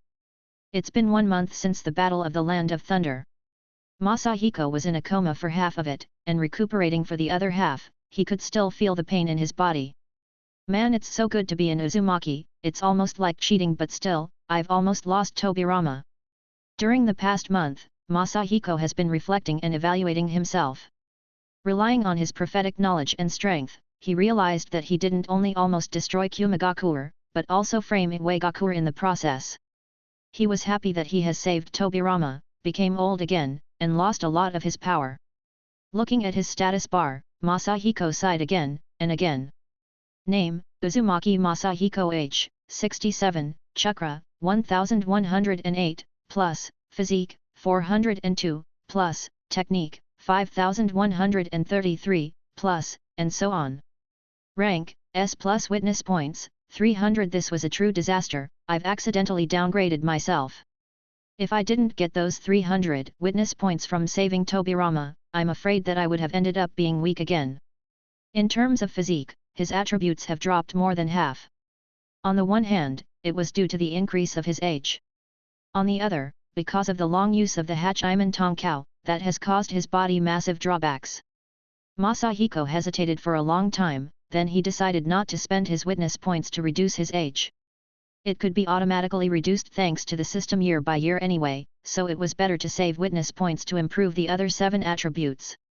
If I didn't mess up before with carving, gambling, and shogi, my 7 primary attributes would have already been all at the 8th level. Then I might have killed Ginkaku and Kinkaku faster, and... After the Battle of the Valley of the End, Masahiko has been completely relaxed, thinking that nothing can even threaten him. He never focused on improving his stats. But after this battle, he finally understood how far he is from Madara and Hashirama. If it's only 1 to 3s rank ninjas, he can deal with them. If it's 4, he can play a little bit. If it's 5, then he will start to struggling, and if it's 6, it's better to run. Although between all the major villages, not only Konoha is the one who has 5 to 6s class shinobi, generally, there's no possibility for so many elites to besiege him. It didn't felt right for Masahiko to die in the very first war. This time he did not only underestimated how dangerous it is to fight against 5s class shinobis, but he also almost lost Tobirama in the process. And I've achieved nothing from those goals I've had before. Masahiko wishes to learn the lightning chakra mode was gone. He didn't feel like that the third hokage will be willing to teach him after Masahiko. He has bombarded him not once, but twice. He didn't get back the nine-tail chakra too, because he sent the gold and silver brothers directly to the underworld. And he doesn't know the current situation of the six paths weapons, so he can't just go back and look for them. Fortunately, Tobirama is safe. Masahiko-sama, hey, race your meal. One of Katsuya's clones dislodged Masahiko's train of thoughts. Oh, at the right time. What, only grass? Come on, Katsuya-sama, bring me some meat. There are no other animals in Shikatsu. Where can I find meat for you? Eating a few bites of the leaves and grass, Masahiko felt like his body is already turns green. He couldn't stand the life here in Shikatsu forest. He immediately went to find one of Katsuyu, who was still attached to Tobirama's body. Masahiko frowned. Katsuya-sama, how is it going? He was badly injured. I had to use natural energy to just barely keep him alive a few days ago. He only recently began to recover slowly. How long will it take? Masahiko asked again. I'm not really sure. It depends on his own recovery ability. It will take 3 months minimally, or a year maximally. So long? Masahiko whispered. Do you think he would survive for all of this time without eating? No matter how strong a shinobi is, he will still need to eat. On the contrary, the stronger you get, the more you eat.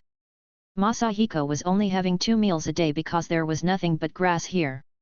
If there was meat, he would have eaten 8 meals per day. It doesn't matter, as long as I'm attached to him, I can infuse into his body the nutrients he needs every day. The slug spoke slowly. Masahiko looked confused. Slugs can infuse nutrients? What the hell, Kishimoto? I've noticed that you've looked so uncomfortable for the past half-month, Katsuya said. Masahiko took a long deep breath, then sighed. Life became so difficult. Masahiko shook his head. He really couldn't withstand staying here any longer. Katsuya-sama, I came to say goodbye. Thank you for your help, but I've been gone for so long. My village is at war with the Tsunagakuer, and I've started to feel uneasy. When Tobirama wakes up from his coma, please tell me. Go then. Good luck, Katsuya promised, and Masahiko turned away and left. Leaving Shikatsu forest through the cavern, Masahiko looked at the Rashomon, and murmured, where did you hide the Rashomon's scroll, Hashirama? Should I sign it too? Masahiko felt like he was missing some defensive techniques in his arsenal. The battlefield shouldn't be that far, let's go and take a look first. Masahiko flew to the direction of the Tsunagakuer and Konoha battleground and arrived just 10 minutes later. No one? Masahiko's sensing ability was fully on. He took a look at the battlefield, and he could see a lot of ninjas that have not been entirely buried by the sand. Fortunately, judging by the forward protectors, the amount of casualties from Konoha's side is less than a third of the casualties from Tsunagakuer's side. This is a major advantage for Konoha, we can win. Having confirmed this, Masahiko slowed down the pace and flew to the direction of the village. He knew that since they won the war, all that remained is the inner conflicts. I assume that they are now fighting among themselves for the position of the third hokage. Ha ha ha, let them fight, I can't wait to see their expression when I come back to the village. Masahiko said with a mischievous expression. Masahiko's appearance now is not the same as before.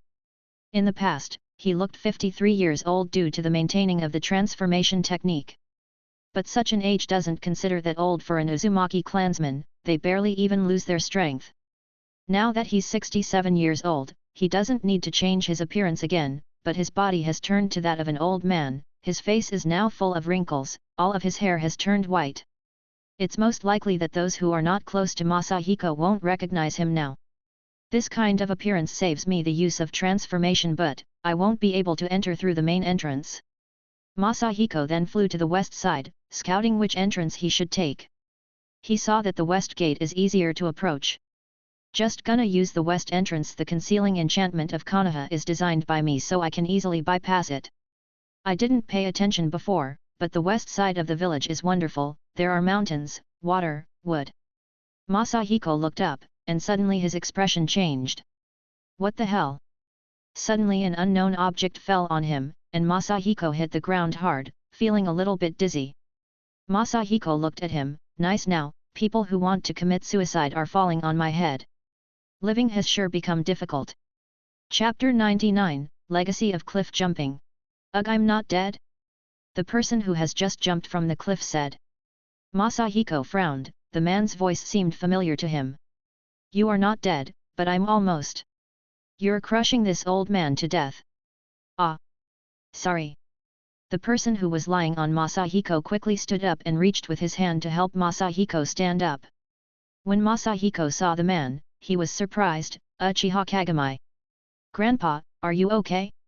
Kagami's eyes were closed, but he looked really worried. Masahiko grabbed Kagami's hand and stood up. Then he said, I'm fine, boy, did something happen to your eyes? Kagami smiled, I'm fine. Masahiko asked again, did you commit suicide because of your blindness? Kagami shook his head, then he moved back a little, and performed a hand sign. When he hit the ground with his palm, a series of seals appears, and a crack in the ground opened. A box appeared inside that crack. Kagami took it out and opened it. Inside the box, there was a pair of eyes with Sharingan patterns. Kagami then took the eyes and put them inside his eye socket, restoring his vision. So the Sharingan is that easily detachable? Masahiko felt confused. Grandpa, you somehow look familiar. Kagami wondered. Masahiko waved his hand. Maybe we've met before. Are you from Uchiha clan? Did you remove your eyes before committing suicide? Why did you do that? Masahiko thought that someone was after his Sharingan. Originally, I intended to use my death as a wake-up call to my 3 friends, but I didn't expect to be saved by you. Maybe it's God's will, so maybe I shouldn't take my life with my own hands. Masahiko frowned. Kagami gave him a lot of information from that sentence. 3 friends, it must be Hiruzen and Danzo, and the other one Torifo Akimichi? So now the 3 of them are fighting for the hokage position? Kagami's father must have forced him to become the next hokage, so he tried to end the conflict by dying? Masahiko thought. The more he thinks about it, the more this event feels similar to another one. In the original story, Shisui decided to commit suicide, to stop conflicts, and entrusted Itaki with the mission of ending the battle between the Uchiha and Konoha. There are some similarities. Thinking about this, Masahiko has almost laughed out loud. Isn't Uchiha Shisui, the elder son of Kagami? What is this? The Suicide Squad? Kagami suddenly said, this time, I will go back and convince my father. The 4 of us shouldn't fight, but we must work together. A common external? The Sarutobi, Shimura, Uchiha, Nara, which one is right, the Senju? Masahiko had an ominous feeling. Boy, I'm going to Konoha too, but my legs are hurt, can you help me? Masahiko said tremblingly. Kagami nodded, but he started to be more vigilant around Masahiko. The man saved his life, and made him somehow comfortable, then extracted a lot of information from him. Now that he thought about it, no ordinary man would have survived from that hit, but Masahiko was fine, and now he's saying his legs are hurt. Everything about Masahiko seemed suspicious to Kagami. Kagami carried Masahiko all the way to the main entrance. When the guards saw Masahiko with Kagami, they didn't ask any question and let them in. Grandpa, let's go to my house and take good care of your wounds, Kagami said so he could keep an eye on Masahiko. Masahiko didn't hesitate and nodded with a smile, let's go. Thinking, sneaking into the Uchiha clan, this is so exciting. When they reached Kagami's home, they found Izumi there pacing back and forth in front of the door, and when he saw them, he quickly said, Kagami. You're finally back, I was worried. Without waiting for Kagami to answer, he suddenly said, Grandpa Masahiko? You're still alive? Masahiko's face turned pale. It was good that Kagami didn't recognize him, but Izumi did from a glance. He doesn't even know me that well, Masahiko sighed. 10 minutes later, in one of the rooms inside Izumi's house. The Lord Second is alive? That's good. Izumi breathed a sigh of relief. Masahiko frowned, then asked, how come you didn't look relieved when you know that I'm alive? I'm sorry to you, but I'm not dead, and I'm happy about it.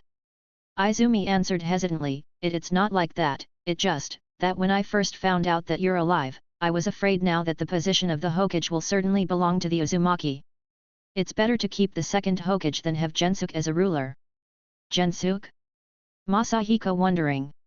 When did he become so important that you of all people think he has an advantage as a candidate? Well, he has you, your 3 disciples to help him, and Mito-sama, with her voice he became highly considered to be the next hokage. Adding you, I'm afraid. Wait, Masahiko hurriedly interrupted, my disciple's support is dependent on whether the man is capable of the job, the only one who will support him no matter what is Nanako, his wife, but did you just say Mito-sama?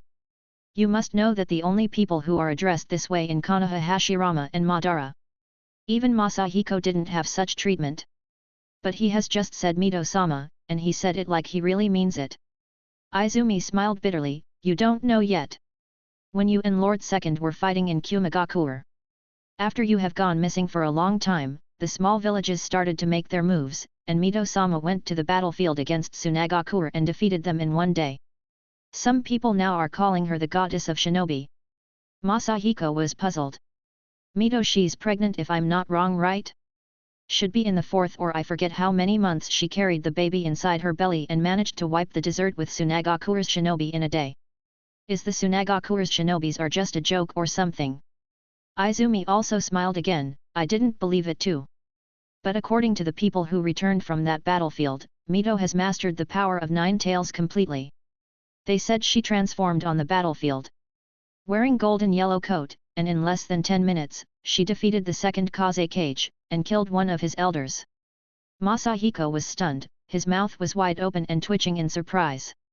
Mito managed to perfectly control the Kyuubi's chakra, and awakened her Kyuubi mode. Shouldn't this be Naruto's thing in the plot? Well, since she only has half of the Kyuubi's chakra in her body, she could control its chakra. After all, Mito is talented, and the situation is different than the original story. Masahiko knew that when Mito married Hashirama at the age of 15 years old, she was already at the level of a jonin, and since she's 49 years old now, she must have become more powerful. I don't think I can win against her now. Lord Second is fine, and you're not supporting the Gensuke to become the next Hokage. I'm relieved now, I really felt like jumping off a cliff recently, Izumi whined. Masahiko rolled his eyes. What the hell is wrong with this family? Chapter 100, Feeling Guilty. Masahiko strolled on the streets of Konoha, with a lot of thoughts running in his mind. Masahiko learned about what he missed the previous month from Izumi. In Konoha, people didn't know much. They only heard that last month Masahiko and Tobirama were ambushed by the elites of Kumagakure, and a fierce battle took place on the territories of the Land of Lightning. In the end, only the third Raikage walked alive from that battle. And because of the absence of Masahiko and Tobirama, Tsunagakure took this chance to launch an assault on Konohagakure, which made the latter panic. At that crucial moment, Mito managed to turn the tides and deterred the shinobi world from underestimating Konoha's strength. Not long after the outbreak of the First Shinobi World War, the war strangely stopped. Except for Uegakure and Kirigakure, who still maintain their enmity toward each other, the other villages actually calmed down. It seems that this event occurred due to the sudden appearance of Mito in the shinobi world, which hint the inevitable start of the Jinchurikis War. However, fearing what's gonna hit them from the outside, the interior affairs in Konoha got messed up. For a month, there was no news about Masahiko and Tobirama's whereabouts, thus, the selection for the third Hokage was called. Konohagakure activity, the struggle of the Hokage position selection has officially started, Masahiko whispered. Now the most prominent candidate for the third Hokage position is the Uzumaki clan patriarch, Uzumaki Gensuke, then the disciples of Tobirama. In addition to them, Inyazuka and the Hyuga clan also joined the candidacy. Konoha doesn't need a third Hokage, because the second didn't die yet, but that doesn't eliminate the fact that the village is now in need of a leader. Masahiko was in a hard position, Tobirama's full recovery might take a whole year. Not having a decision maker for such a long period gonna cause a lot of problems. Just like recent events with the Tsunagakure, after Mito wiped the floor with them, Konoha didn't send anyone to demand the war reparation fee or something like that, which is a little bit of a loss for Konoha's side. There's also Kumagakure. It would be ridiculous if Konoha didn't ask them for an explanation for their actions. Masahiko got all worked up thinking about this, completely forgetting that he was the one who forced their hands into taking these actions. Who will become the third Hokage this time? The first person who popped up in Masahiko's mind was Hiruzen's old face. It wouldn't be a problem if he took in charge of the position for a year until Tobirama comes back, after all, the latter was almost 50 years old. 10 years later, he can become the third Hokage and lead the villager. However, it's been only 13 years since the establishment of Konoha, and Hiruzen was only 22 years old. He was too young to lead, and his strength didn't reach the standards yet. Gensuke Masahiko sighed. In his heart, he was very reluctant about the idea of making one of the Uzumaki people become the next hokage. The clan itself is already big enough to be a village. If the Uzumaki patriarch becomes a hokage, he was afraid that Konoha will be completely unrecognizable for him. This is what made his heart feels heavy. Except for two of them, Tobirama's other disciples didn't really cut to be hokage, and the Hyuga and Inyazuka Masahiko shook his head, feeling unreliable. So, in the end, Hiruzen is still the best candidate, huh? Masahiko thought about it for a while, but he couldn't come up with a better result. Do I have to do this? Masahiko shook his head. Now there is a person in Konoha who has greater fame than me. Masahiko shook his head twice, hesitating, then he went to Hashirama House, which he didn't visit for a long time. Since the Battle of the Valley of the End, he always came to see Hashirama here. Well, he rarely came here voluntarily, especially when his gambling addiction became worse at the end. When Masahiko was about to knock on the door, it quickly opened, and he saw that familiar face smiling. Second Grandpa, you are back. Masahiko seemed emotional as he stepped in. Well, since you've perfectly controlled the Kyobus chakra, I'm guessing that you've already known that I'm back the moment I've put my foot inside the village. Mito nodded, then Masahiko wondered, aren't you in a hurry to ask me about what happened? Judging by your strength, a crisis has occurred and preventing you from coming back for a long time. Tobirama should be now under the rehabilitation somewhere safe, right? Masahiko smiled bitterly, you will have no friends if you're so smart. No matter how smart I am, there will always be times when I don't understand some of the strange words you use. Actually, it has always been like this. Masahiko's face turned pale. It has always been like this in front of Mito, as if she sees right through him, which makes him always change the topics quickly. It will take a long time for him to recover. Konoha needs a leader, and I've come here to hear your opinion. Who do you think is more suitable? Mito shook her head. Little monkey is too young. Masahiko's mouth twitched. Little monkey? None of the Senjo clan actually stood up for job this time. But, the strength and qualifications of Kenji are enough, right? What do you think? Mito nodded, it is, but the Senjo already held the hokage position for 2 consecutive times. Taking it for the 3rd time won't be easy, nor right. Masahiko also respected Hashirama's wish for Konoha to belong to everyone. But because of Hashirama himself, the Senjo took in charge of the hokage position for 2 consecutive times. If the 3rd is still another Senju, there will be some dissatisfaction from the villagers, even if he's the right person. What about the Uzumaki? Why didn't you, nor my nephew try to stop this? You know right, if Gensuke became the hokage, then Hashirama's dream of making the village a place for everybody will vanish, and Konoha will only be more like Uzushiagakuer. After saying that, Mito and Masahiko looked down. My father head back to Uzumaki clan. I wanted to stop it, but I couldn't. Grandpa, war and conflicts will only bring pain and loss. Just like what happened in this war, the Uzumaki sent 8 elites to participate in the battle, in addition to your 2 disciples, but we've lost one. Who was it? Masahiko hurriedly asked, having a bad feeling about this. A young man named Uzumaki Ashina. Masahiko somehow felt familiar with the name but also unfamiliar to at the same time, which made him stunned slightly, unable to remember where he heard it before. Looking at your expression, it seems like you have forgotten he's your disciple's husband, Yuriko's husband. Masahiko felt like he was struck by lightning and stood up there, froze. Yuriko's husband? So, now Gensuke is competing for the hokage position. All of us thought that Nanako will take the lead to support him. In fact, Yuriko also advocated and I.